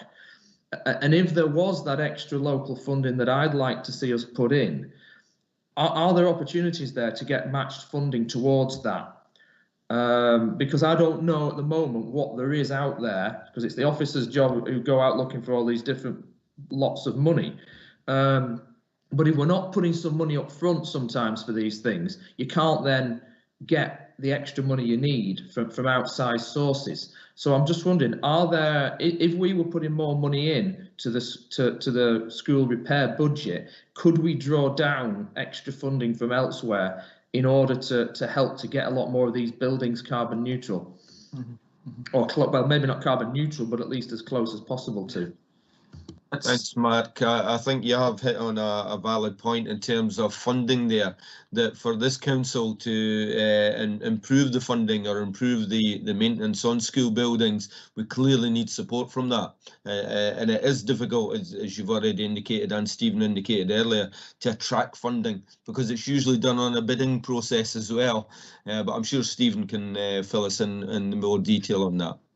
Yeah, and thank you, Mark, for your kind words. Yeah, and thanks to Tom Bray from our team who did that application for Abbey Leisure Centre.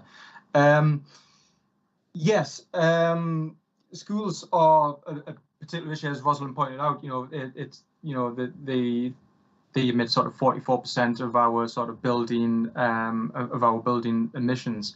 So any time when a building is undergoing sort of a retrofit, whether or not it is a roof repair, replacement, or a sort of heating replacement, we as a sort of low carbon team need to be looking at that and need to be investigating whether or not there is an opportunity there to embed low carbon elements into that.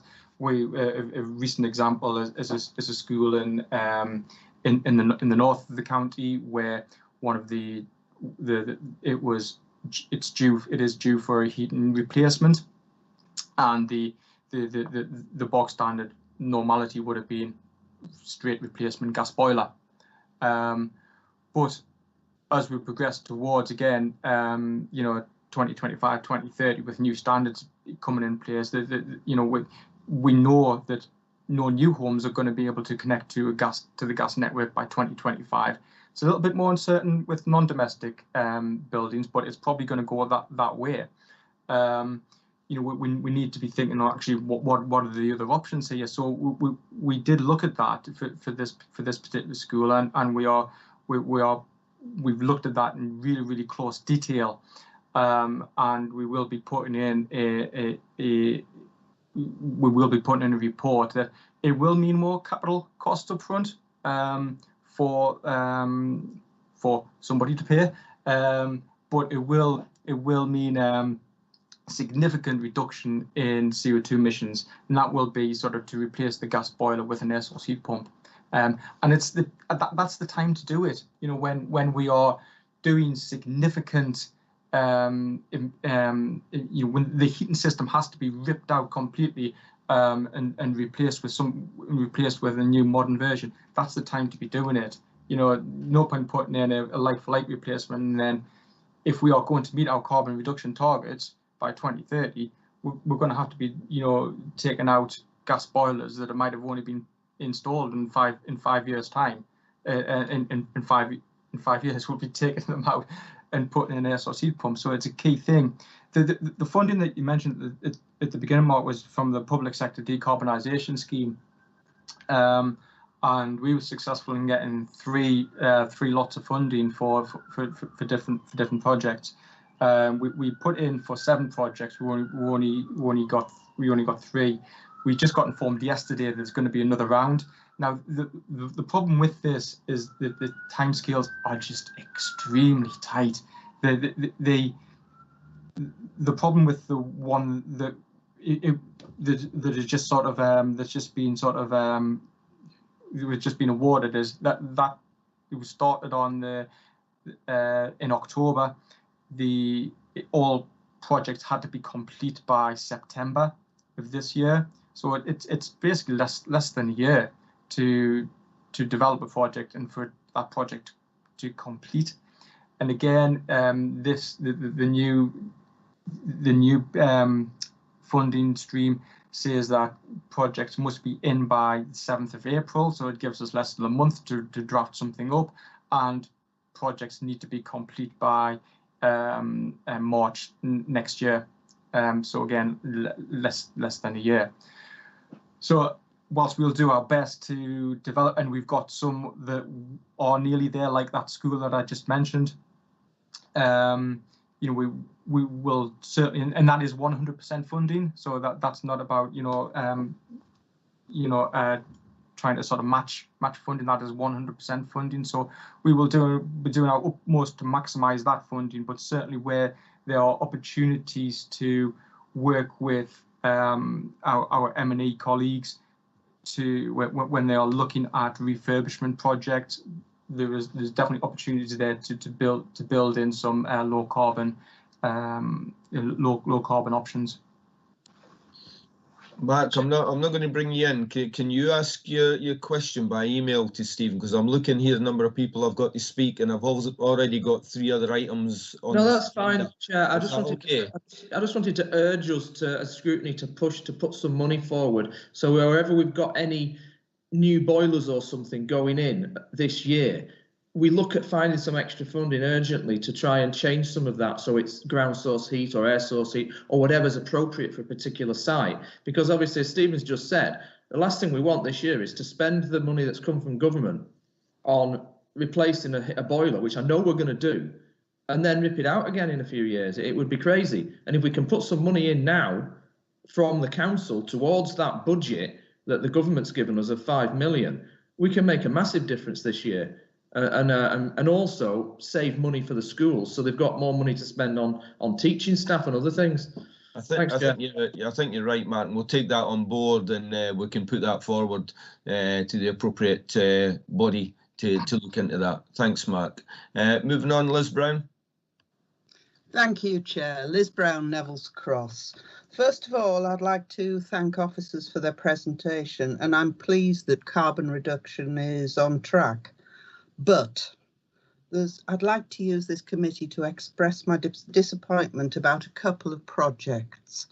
The first is the fact that the rooftop photovoltaic cells on top of the new HQ were an afterthought and not part of the initial plans. And the second thing is the new office block at Akeley Heads, which does not meet BREEAM standards. I generally try to be, it was approved and we knew it didn't meet BREEAM standards. I do try to be positive, Chair, most of the time. I'm not expecting officers to answer this, but I do worry sometimes about the commitment of DCC to carbon reduction. Thank you. I think, Liz, we've seen DCC's commitment to carbon reduction, as you've already indicated from the excellent report and the information that we've got before us. And we can all look at very small projects and think, yeah, we could have done better there, but at least we're making improvements. We have got solar panels on the new HQ, and it is the way forward. I don't know if Stephen can add in anything in terms of the Akeley Head site. Yeah, I mean, I'm aware of the Plot C not getting not going forward with Briam. That's something I can't really comment upon. But we will be looking to maximise low carbon opportunities throughout the rest of that site. You know, as far as I'm aware, Briam is within the Campington plan. It's policy now. So yeah, that's all I would say.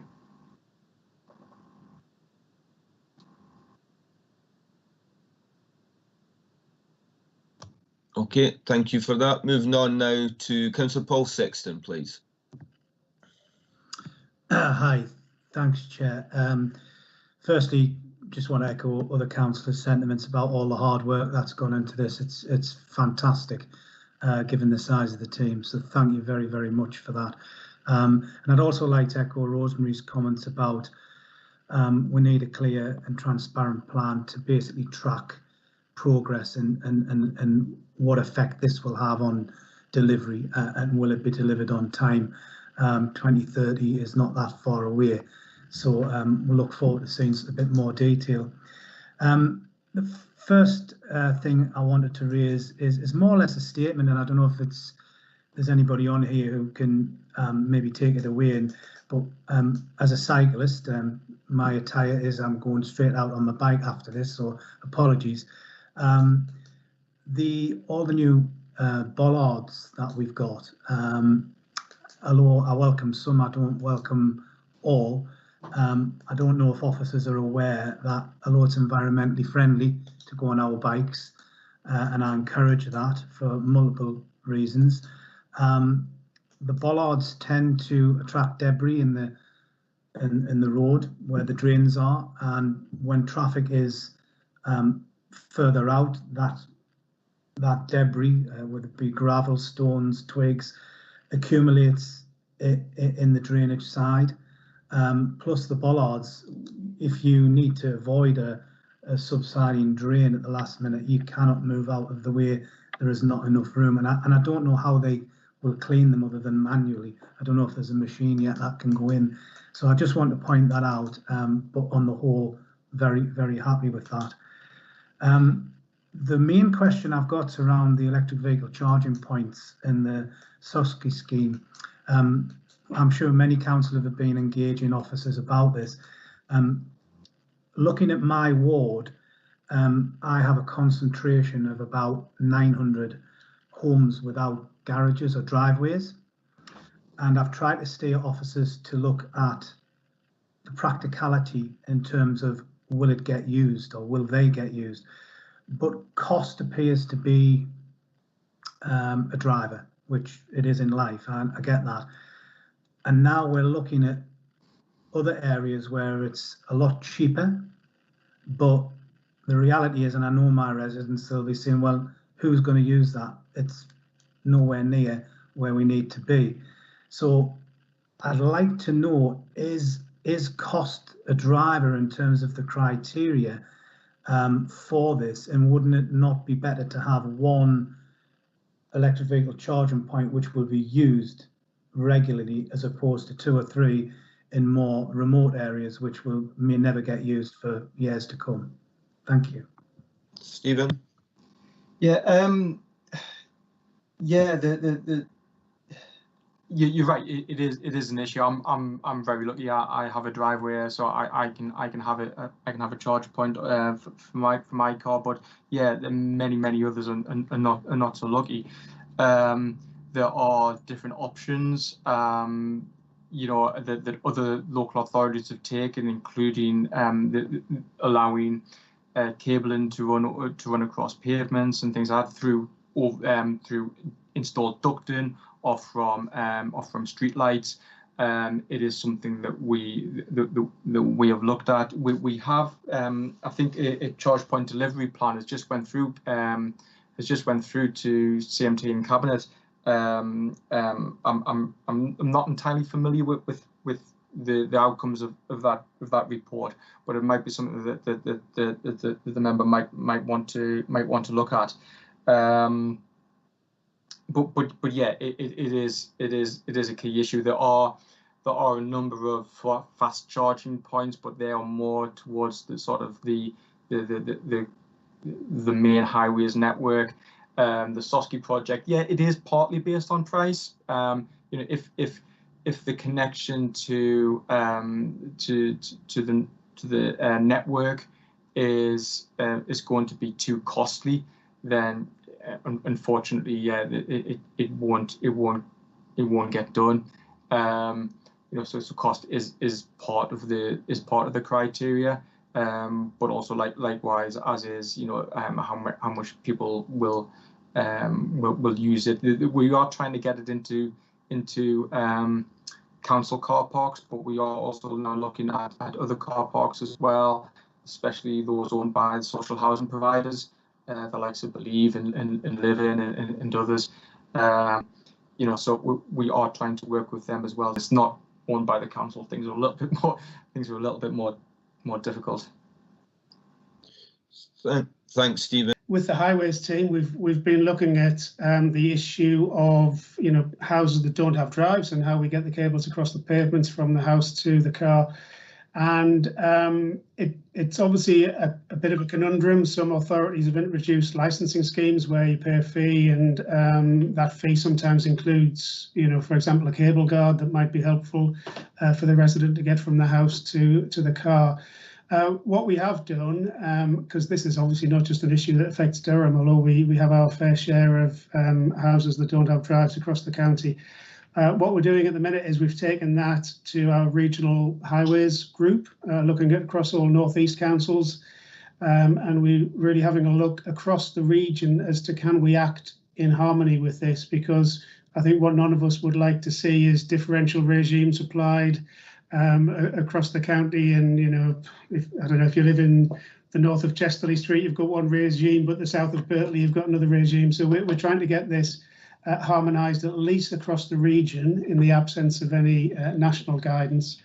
And what we wouldn't want to do, of course, is implement a charge which was seen to be negative against electric vehicles, while at the same time we're trying to encourage electric vehicles. So there's a few conundrums to look at here, but we have taken it up to that regional highways group to have a look at that and see if we can do something on the region. So haven't got a conclusion to that work, but that's just to let members of the committee know that that's happening. Thanks for that update, Alan. Do you have anything else to add about the? I see Mark Wilkes has identified a machine has been bought for cleaning the bollards, etc.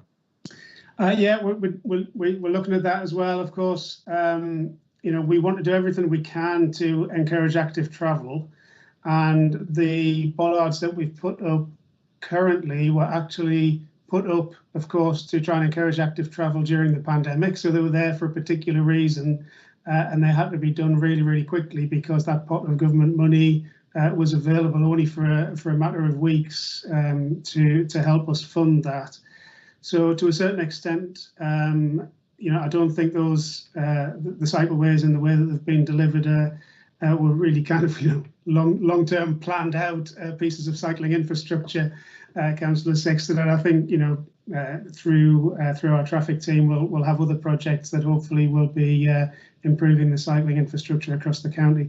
It's a really important part of the future, active travel, making sure that we have got good infrastructure for cycling, for commuting.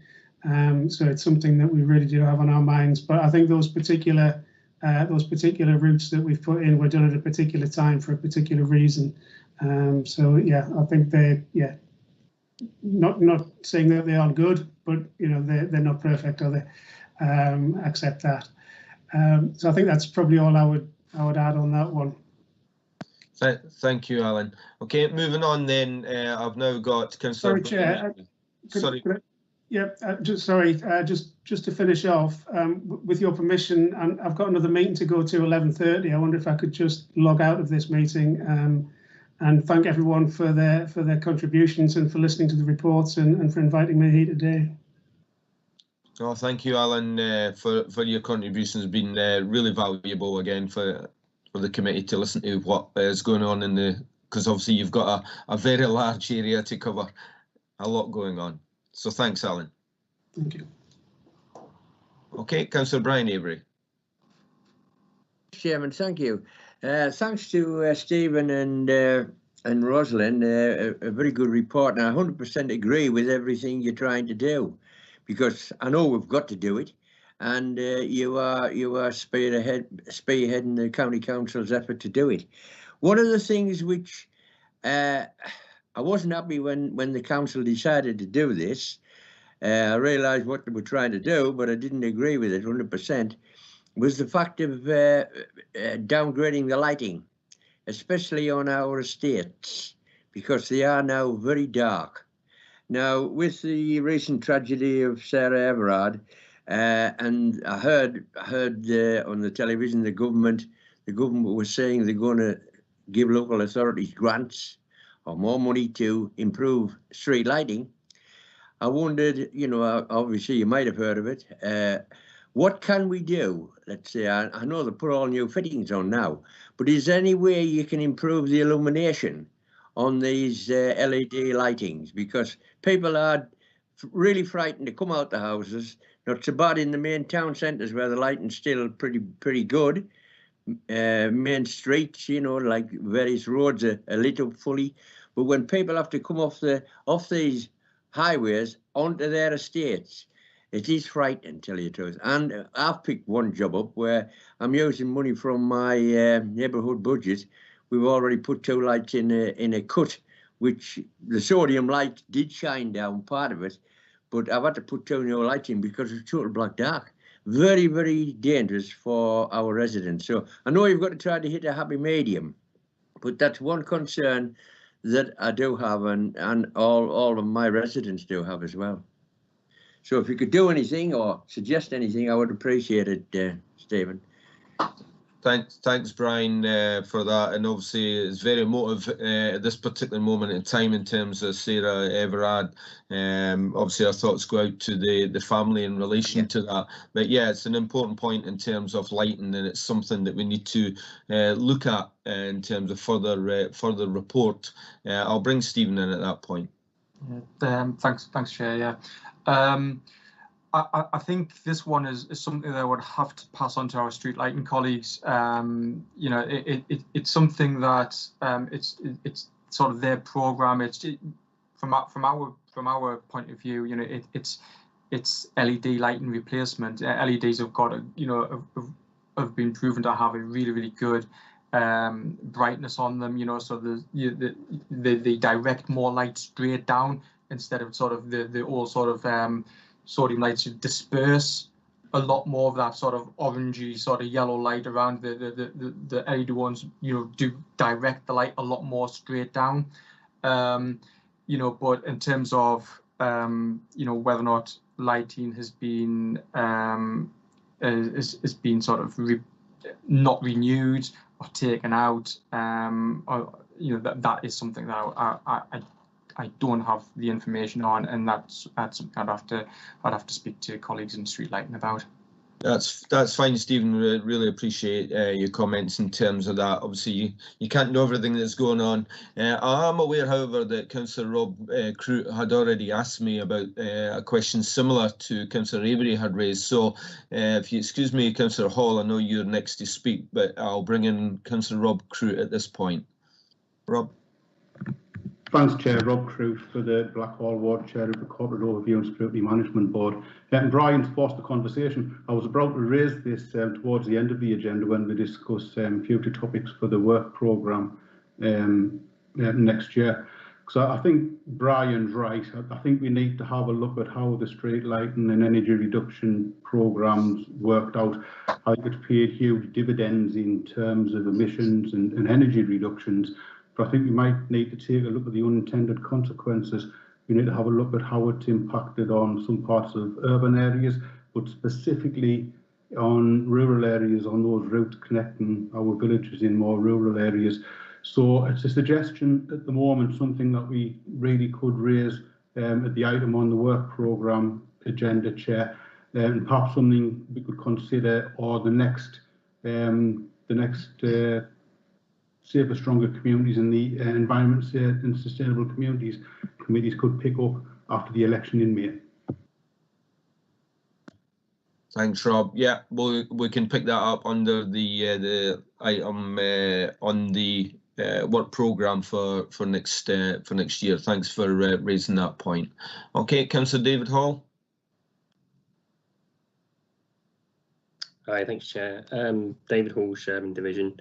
Just a quick comment. It was probably more intended for Alan, so maybe committee members, committee officers, sorry, could pass it on to him if appropriate. But it was just along the lines of there was a small mention on the presentation about a forthcoming website, which is really good news, because I know that a number of local residents have asked me, you know, what can they do, what the council's doing to encourage residents as to what they can do.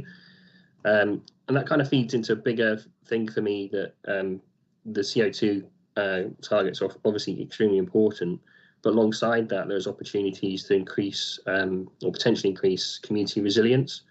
And by that, I mean reducing household costs for things, making sure people have decent and affordable heat and energy, and so businesses too. So it was really just a comment that, you know, maybe there's an opportunity here for the forthcoming planning process to include that and line that alongside of the CO2 targets, which are extremely important, but also look at, you know, the practical benefits for local communities and local businesses that could also be achieved through certain projects at the same time. So that's just a comment for feeding into that, if that's okay, Chair. Thank you. Thank you, David. Appreciate that. Okay, I have got no one else wishing to speak. Rosalind and Stephen, are you happy that you managed to answer all the questions appropriately?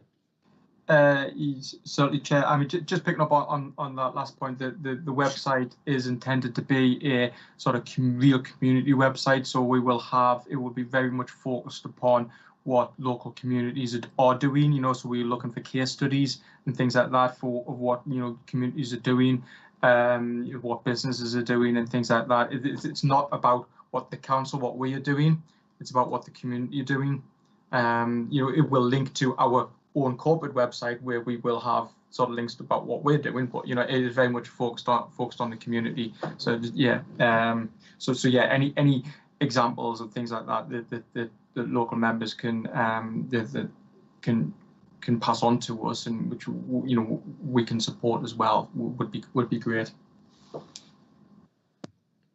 Thank you. Like I said, I've got no other members wishing to speak. To say again, thank the officers for the detailed answers that they've given in terms of the report, and you know, wish them all the success for, you know, for the future in terms of making sure that we can meet our long-term commitments and the impact on the environment, etc. So moving on to recommendation on page 37, where we note the comments of the report, and that we also will be receiving a further update in 21-22 on the progress made against delivering the climate response plan. Okay. Okay then, moving on to item number 8, quarter 3. Budget forecast. We have Phil Curran with us again, finance manager, and he's ably supported by Ed Thompson today. Papers are on page 115 and 132, and again we have a presentation that will be shared on your screen. Over to you, Phil. Thank you. Okay, thanks, Chair. Yeah, Phil Curran, finance manager for neighbourhoods and climate change. So I'll just share the presentation.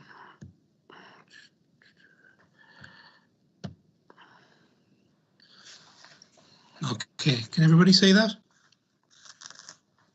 Okay, so this is the revenue and capital outturn for neighbourhoods and climate change for quarter 3. So that takes in the period from the 1st of April up to the 31st of December.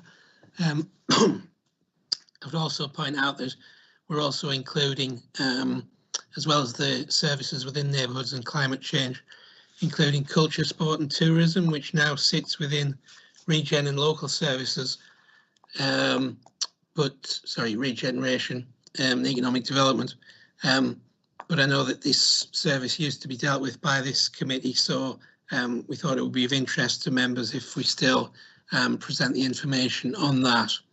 So I'll just give a bit of background about the service budgets that we're dealing with today, talk about the revenue forecast outturn up to the end of 2021, and also some of the reasons for the variances for revenue, and a bit more detail about some of the capital budgets. So this table here just shows the outturn that we're expecting for 2021 for those services. So members will see that overall we're expecting an underspend of £1.3 million. That's on the budget of £133 million. Just in terms of a bit of background about the services, members will probably be aware, but just as a reminder, environmental services deals with provides services such as refuse and recycling, clean and green, neighbourhood protection, strategic waste that looks after all of the HWRCs and the waste disposal service, and also the County Council's fleet and depots. Technical services mainly deals with highways maintenance, street lighting, which we've just been talking about, and all the various maintenance that's carried out on roads, footpaths and bridges throughout the county. Community protection, that deals with trading standards, consumer protection, also health protection. So there's been a lot of focus on those particular areas, obviously, within the last 12 months, and also antisocial behaviour. Partnerships and community engagement, which used to be within transformation and partnerships, deals with the AAPs and all members' budgets, which everybody will be aware of here. Also particular focus on community buildings, and also the partnership boards that the County Council is involved with. And finally, culture, sport and tourism, where we've got all of the leisure centres throughout the county, all the libraries, theatres and museums, and the town halls as well. So just in terms of what this table is showing is that essentially on the budget of 133 million, we were forecasting expenditure of about 145 million, which is 12 million or 11 million overspent on that. But the vast majority of the reasons for that overspend is to do with expenditure and lost income as a result of COVID. So that column, second from the right, that takes account of all of the areas that are deemed really to be outside the control of the services. So that includes all of the COVID costs, and also some of the things such as central costs, which services aren't responsible for and are dealt with centrally. Just to give a bit of background on the COVID costs, I know we've talked about some of these earlier on in the meeting, but there's the additional costs on the HWRCs, as we've mentioned. We've already talked about the traffic management costs, but also other costs to the contractor associated with social distancing, refuse and recycling service, which I know Alan mentioned earlier on, in terms of there's been additional costs associated with agency costs with staff being off sick, and also the arrangements that were put in place to prevent three people in a cab. So there was additional transport costs associated with that. Social distancing was also something that has been carried out in the highways service, so that impacted as well.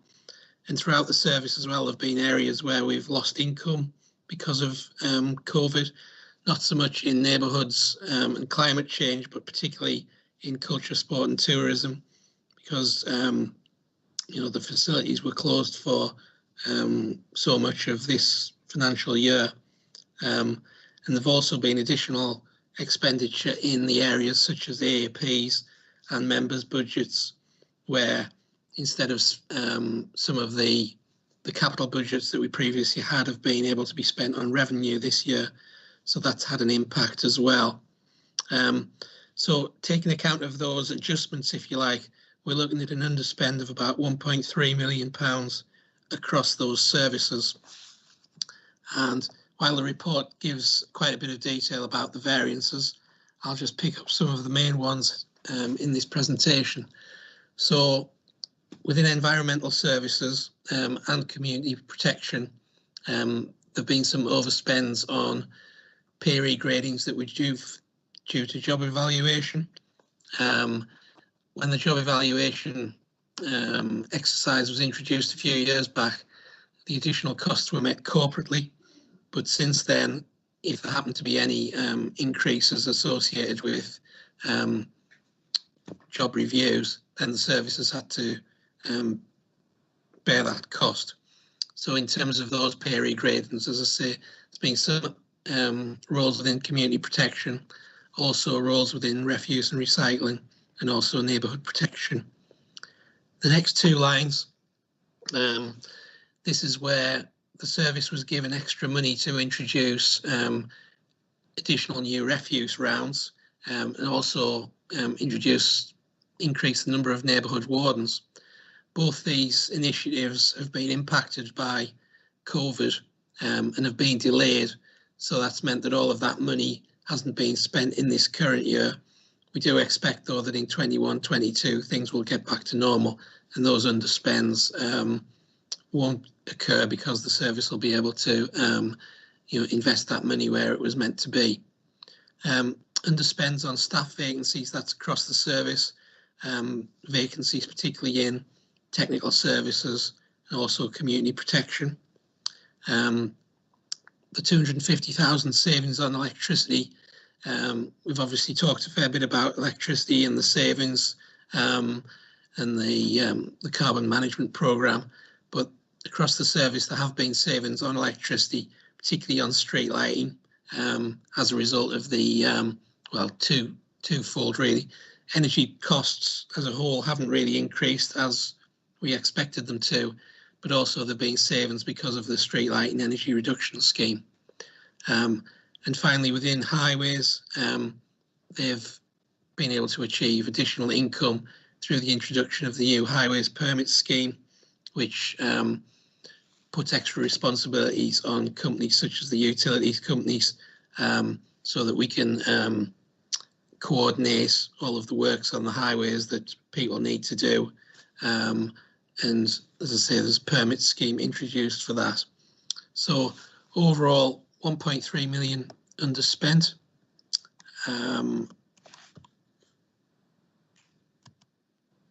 Just moving on to the capital budgets. Overall, the services that we're dealing with here have capital budgets of around £47 million. Regular reports go to Cabinet, but also the Member Officer Working Group on capital for these. And through that process, if it's considered that budgets projects have been delayed and maybe for good reason or having to start next year, then the budgets will be slipped into the appropriate years, but no capital ever gets lost and those schemes will eventually go ahead. As members can see, the vast majority of that £47 million is to do with technical services, and again, a bit like the revenue budgets, that's predominantly spent on highways maintenance, roads, and bridges, and that includes the big project that Alan alluded to earlier on New Elvet Bridge. And the other expenditures, £4 million in environmental services, which is to do with various climate change schemes, and also capital expenditure on the areas of outstanding natural beauty. And culture, sport and tourism, capital schemes around leisure centres and parks and libraries, and also the partnerships and community engagement, where the budgets are to do with the AAP budgets and also the members' capital budgets. So after that budget's been adjusted for what we think, we're expecting that that budget will be fully spent by the year end. As at December, there was about £26 million of that had been spent. It's always the case that in the last quarter, there is an increase in the amount of capital expenditure. So at December, there was still quite a bit to spend, but we fully anticipating that will happen. So happy to take any questions, Chair. Thank you, Phil. Just a note for members, obviously we had a report at a previous meeting as well that identified some of these underspends and overspends, and reasons were given at that time, which in terms of obviously wardens' pay, etc., and peer reviews had already gone through previously at the committee, and also the impact in terms of COVID and the impact it's had on the various services. I've got Councillor Mark Wilkes who wants to come in. Thanks, Chair. It's quite difficult when there's all these figures to get things through your head, and I'm just trying to get a bit of explanation from Phil. So if I say something that's not right, doesn't matter, just tell me I'm wrong. But it appears that there's going to be £1.333 million, which is going to go back into reserves and isn't going to be used in next financial year's budget. And given a lot of the pressures that we've got on things like highways repairs, the push we're trying to do to improve things like the climate change issues, as a member of Scrutiny, I'd like to think that rather than that money going back into reserves, it was that we could push from Scrutiny to say that we should be looking at where the priorities are, whether that be highways, climate change, and actually getting that money spent. But I'm a bit confused behind all this. We've been repeatedly told that the money hasn't come from government to tackle the losses that we have and the extra costs from COVID. And so is it a case that in this department, the council is fully covering from government money all of the COVID costs? Because it doesn't kind of match up with what I thought, which was that we were going to see that we didn't have the money that we needed in order to meet those additional costs. Thanks, Chair. Before Phil comes in, Phil, could you remove your presentation, please, from the screen? Thank you.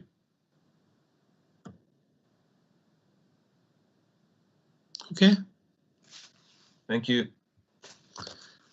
Okay. Yep. Thanks, Councillor Wilkes. In terms of the underspend of the 1.3 million, that will actually go into a cash limit reserve for neighbourhoods. So that will be able to be carried forward to be used for initiatives that are specific to that service. I mean, some of it relates to culture and sport, so that would go into regeneration and economic development's cash reserve. But those things can be earmarked for projects that particular service is involved with. So it's not getting lost to the service as a whole. In terms of the COVID costs, the costs for this particular service are being covered, so that's not a problem for us. Thanks, Phil. I've got no one else wishing to speak at this moment in time. So moving on to recommendations on page 116 of the report, that we note the contents. Okay, item number 9 then. Performance management, Q3. We have Tom Gorman, Corporate Scrutiny and Strategy Manager, supported with Gemma Wilkinson. Report is on page 133 to 146 of your papers. Over to you, Tom. Thank you, Chair. This report for your consideration this morning is the regular performance management report, which you get covering the areas that fall with under the remit of this overview and scrutiny committee for the third quarter. So that takes us up until the end of 2020. And the performance needs to be considered against, well, I think we've already mentioned it all the way through this committee this morning, the coronavirus pandemic and what effects that's had on all of the various services within neighbourhoods and climate change. The questions, I'll be using the key performance questions to sort of frame how we look at performance, as I've been doing for the last few years now when these performance questions were introduced. So that's looking at environmental cleanliness, at carbon emissions and climate change, and at waste. So looking at the first question, how clean and tidy is my local environment? I can report that overall environmental cleanliness remains good. Members will be aware from previous presentations to committee, I think, that the percentage of council land and highways having deposits of litter and detritus that fall below acceptable levels and the extent of dog fouling is measured using a survey method. These are the key indicators that we use. The survey looks at sample transects of land, they're called, and we do spot checks, and those are evaluated against a predetermined cleanliness scale. The survey is carried out 3 times a year, 3 tranches as we call them, and each tranche is made up of something like 900 separate inspections, so it's a quite comprehensive method of evaluating our cleanliness of the county. Tranche 2 is normally carried out August to November time. I think it started a bit later this year. I think it started in September due to sort of COVID-19 and some of the restrictions we faced, and also infections within our workforce. But the results from this survey, the Tranche 2 starting in September to November, are the latest results contained within this report. The results show a steadily improving trend for detritus, certainly, since the start of last year, when the percentage of land with unacceptable levels was 16%. That's fallen down to the sort of 10% mark now, so there's a steady improvement there. There's a small uptick in the level of unacceptable levels of litter, but it's within the normal bounds if you look at the chart within your report. And there's a regular uptick experienced in Tranche 2, so I think it is a sort of seasonal thing that we experience every year. Disappointingly, however, though, fly tipping incidents reported to the council are on the increase, and they're certainly at a 3-year high now.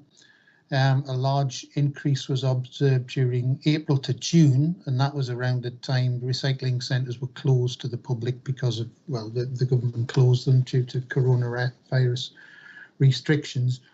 But whilst recycling centres are now open, as we've been discussing, they're operating at a reduced throughput due to social distancing needing to be imposed, and as we've heard, a booking system and the availability of new to view waiting times on our website's been introduced. 2,000 further investigations into fly tipping have been carried out, 38 fixed penalty notices issued, and 15 vehicle seizures have been carried out in order to deter further fly tipping. So we are sort of stepping up our enforcement activity, if you like. Around this time of year, the annual results from the National Highways and Transport Survey are published. That's a national thing by the Department for Transport. And these results indicate that estimates of satisfaction rates from the public within the county are favourable when compared to regional and national rates for a number of areas: cleanliness of roads, maintenance of highway verges and hedgerows, herbicidal treatment on roads and pavements, and the condition of our road markings. Satisfaction with cleanliness of pavements, however, is lower than the national rates in County Durham, but it's higher than the rate for the North East. So that's how we kind of compare with our peers, if you like. Also mentioned in the report that the Community Action Team, which has presented on its work several times to this committee, have just completed a project in Horden, where 366 issues of concern were identified and tackled within the team, and that included the issue of 311 legal notices to sort of enforce some activity in Horden. The next area of focus for the efforts of the CAT team will be in Shildon, and the new Find and Fix service is also undertaking works in 34 areas within the county. Moving on to the second question, which is around carbon emissions and adapting to climate change.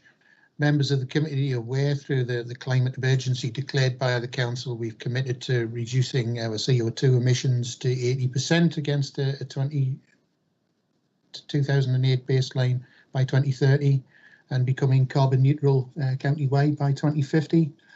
And we've heard a lot about this on the agenda today, and we've declared an interim target of 70% carbon emission reductions by 2025 to help us performance manage our efforts. The report to Cabinet earlier this week on our carbon emergency response plan mentioned that provisional estimates were 59% lower than our 2008 baseline, so that's where we expect to be at the end of the year. Obviously, we'll have to go through the calculations to sort of determine whether that's the case, but that's where we estimate to be in the meantime. And that's helped not least by a 16% reduction in carbon emissions this year in comparison with last year's figure. Now that's a very significant reduction. It's normally about 6% a year that we've been experiencing thus far. And of course, COVID-19's had a major contribution towards that. So 2020 is probably a non-representative year for carbon emission reductions in the county council, because a lot of our workforce are now working from home. Many of our buildings are closed. Business travel and the use of fleet is also reduced, and that's seen a 20% reduction in electricity usage, 14% reduction in gas usage, and a 6% reduction in use of fleet and transport. So some of that is probably not sustainable, but we do continue to make strides towards bringing it down anyway and offsetting that. And we've heard a number of projects that we're doing to sort of contribute to that. LEDs and air source heat pumps and solar panels and all of the things that Stephen and Rosalind talked about. Also, the Urban Tree Challenge Fund. We aim to plant 21,000 trees and reclaim 60 hectares of peatland. There was also a report to Cabinet this week on an additional tree planting scheme where we aim to plant a tree for every child of school age, which amounts to 69,000 trees through a woodland creation programme in partnership with a charity. And we've also mentioned the charge point delivery plan, which was agreed by Cabinet. Another thing that was agreed by Cabinet today, or an update, was on the leisure transformation programme, and that includes adopting the BREEAM excellent standard for all of our leisure centres, so that'll contribute towards reducing carbon emissions also. Turning to the final question around waste and whether our collection and disposal of waste is efficient and sustainable, one of the key indicators there is the household recycling rate. As the director mentioned in his presentation, the chart in your pack actually shows tonnages of both refuse and recycling have increased quite steeply since the first lockdown, and we've discussed why that's probably the case this morning. Many people are at home and recycling. However, recycling tonnage, it's gone up, but it hasn't increased as sharply as refuse tonnage, which means that the actual recycling rate, the proportion that's recycled, has actually gone down by 2 percentage points since last year. The large increase in the volume of waste nationally, both refuse and recycling, has meant that waste disposal facilities like the sewers plant at Teesside, that I know a lot of members have visited, they're now at capacity, and to help with the sort of throughput of waste and actually coping with the waste, they've had to process some waste through non-energy sort of means, non-energy from waste channels such as landfill and the like. So what that's meant is the percentage of waste that's diverted from landfill is actually reduced by 2.7 percentage points since last year's figure that's contained within your report. Another effect of the pandemic has been a steady increase in contamination levels of our household recycling. So the main contaminants are black bag waste. So what people I think are doing, the normal bin's full up, and they've got a black bag full of waste from a kitchen bin or something like that, and they're dumping it into the recycling bin. So that additional contamination, what that means is that recycling often can't be processed. And so the contamination levels actually do have a financial effect on the council, because we have to compensate our contractors who are suffering as a result of not being able to process that recycled that they normally make money from. So it does affect us. Contamination is monitored. It's monitored on a load-by-load basis, and what we do is follow up through door knocking, usually by recycling officers, or it'll probably be dropping off leaflets, I imagine, with the COVID restrictions that we have at the moment. Another impact of COVID, there's been a 6% increase on garden waste collection take-up and a 3% increase on bulky household waste collection.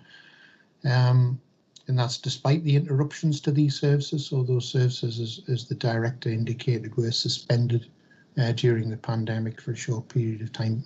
Nonetheless, the take-up has still gone up, which sort of gives you a picture of the increase in waste that all households have been experiencing. So that's some of the highlights that I've picked out, Chair. We're recommending that members consider the overall position and direction of travel in our performance, and also the impact of COVID-19 and the significant challenge that poses to our services in the future. With that, Chair, I'll open it up for questions if there is any. I'm quite willing to take them. Thank you, Tom. As always, detailed report there, giving us a really good insight into our performance over quarter three. But as you've already pointed out, a lot of the information was covered earlier in the report, a lot of the detail.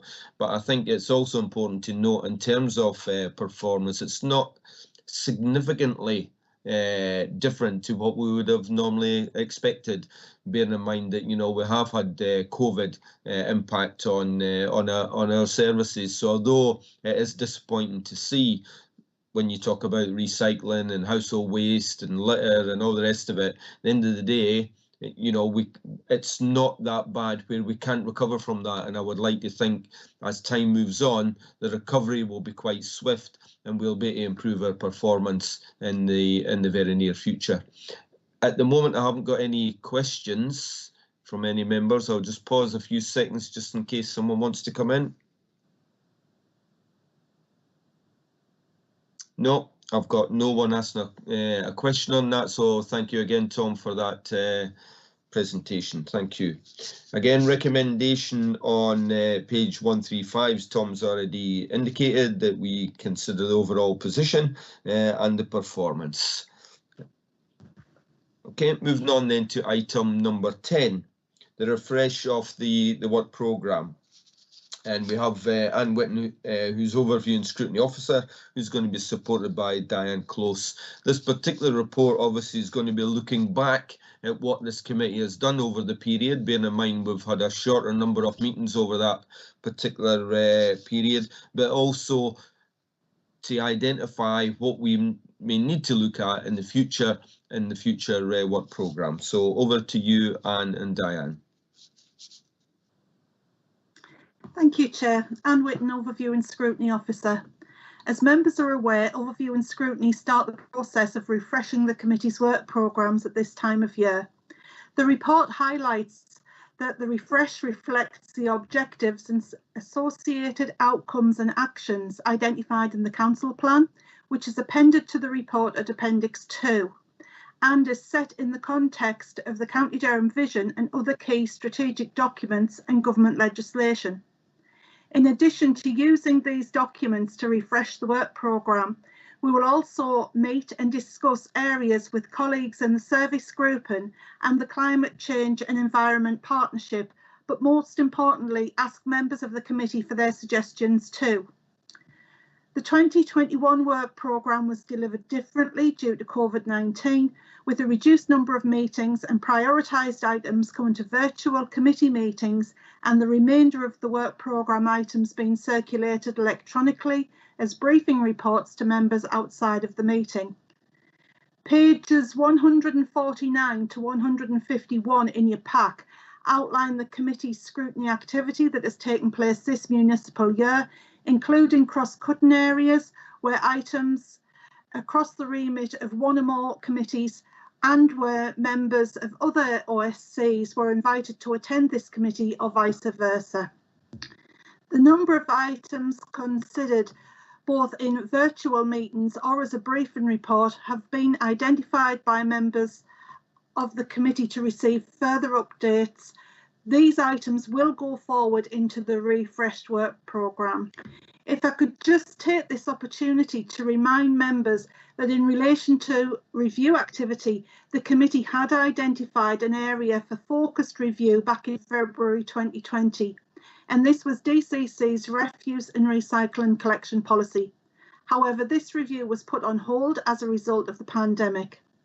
Therefore, it is for the committee to decide as to whether they would want to identify this area as a topic for a future review activity, or whether members want to suggest another topic for inclusion in the proposed work programme. At this point in time, we don't know what will happen in relation to the number of meetings or how they will take place, but ask that members provide suggestions as to what items should be included within the work programme for 2021-2022. Thank you, Chair. Thanks, Anne. Diane, do you need to feed into that at this moment in time? Nothing, thank you, Chair. Thanks, Diane. Councillor Rob Crew. Thanks, Chair. Just going back to the point Anne's just raised about the refuse and recycling, I think if it was a priority this time last year, it's certainly still a priority now. It's just one of the main services of the council, and I would certainly support a review of that nature. But going back to the point raised earlier in the agenda, I was about to suggest as part of next year's work programme that members might want to consider the impact of the street lighting and energy reduction programme, specifically on routes between settlements in rural areas, but also at some locations in urban areas. As I said before, the programme itself reaped huge dividends in terms of energy reductions and emission reductions. But I think we might need to reassure ourselves as a council and our residents, of course, that this hasn't been done to the detriment of safety on our streets during the hours of darkness. So in short, I think we need to consider whether there have been any unintended consequences of the programme, and if so, perhaps look at ways of addressing them. So I'm just putting a marker down at this stage, Chair, which might merit further consideration by members of this committee and members of the Safer Stronger committee when they're setting next year's work programme. Thanks, Chair. Thanks for that, Rob. I'm sure our officers will take note of that proposal and be seriously considered for next year's work programme. Councillor Avery.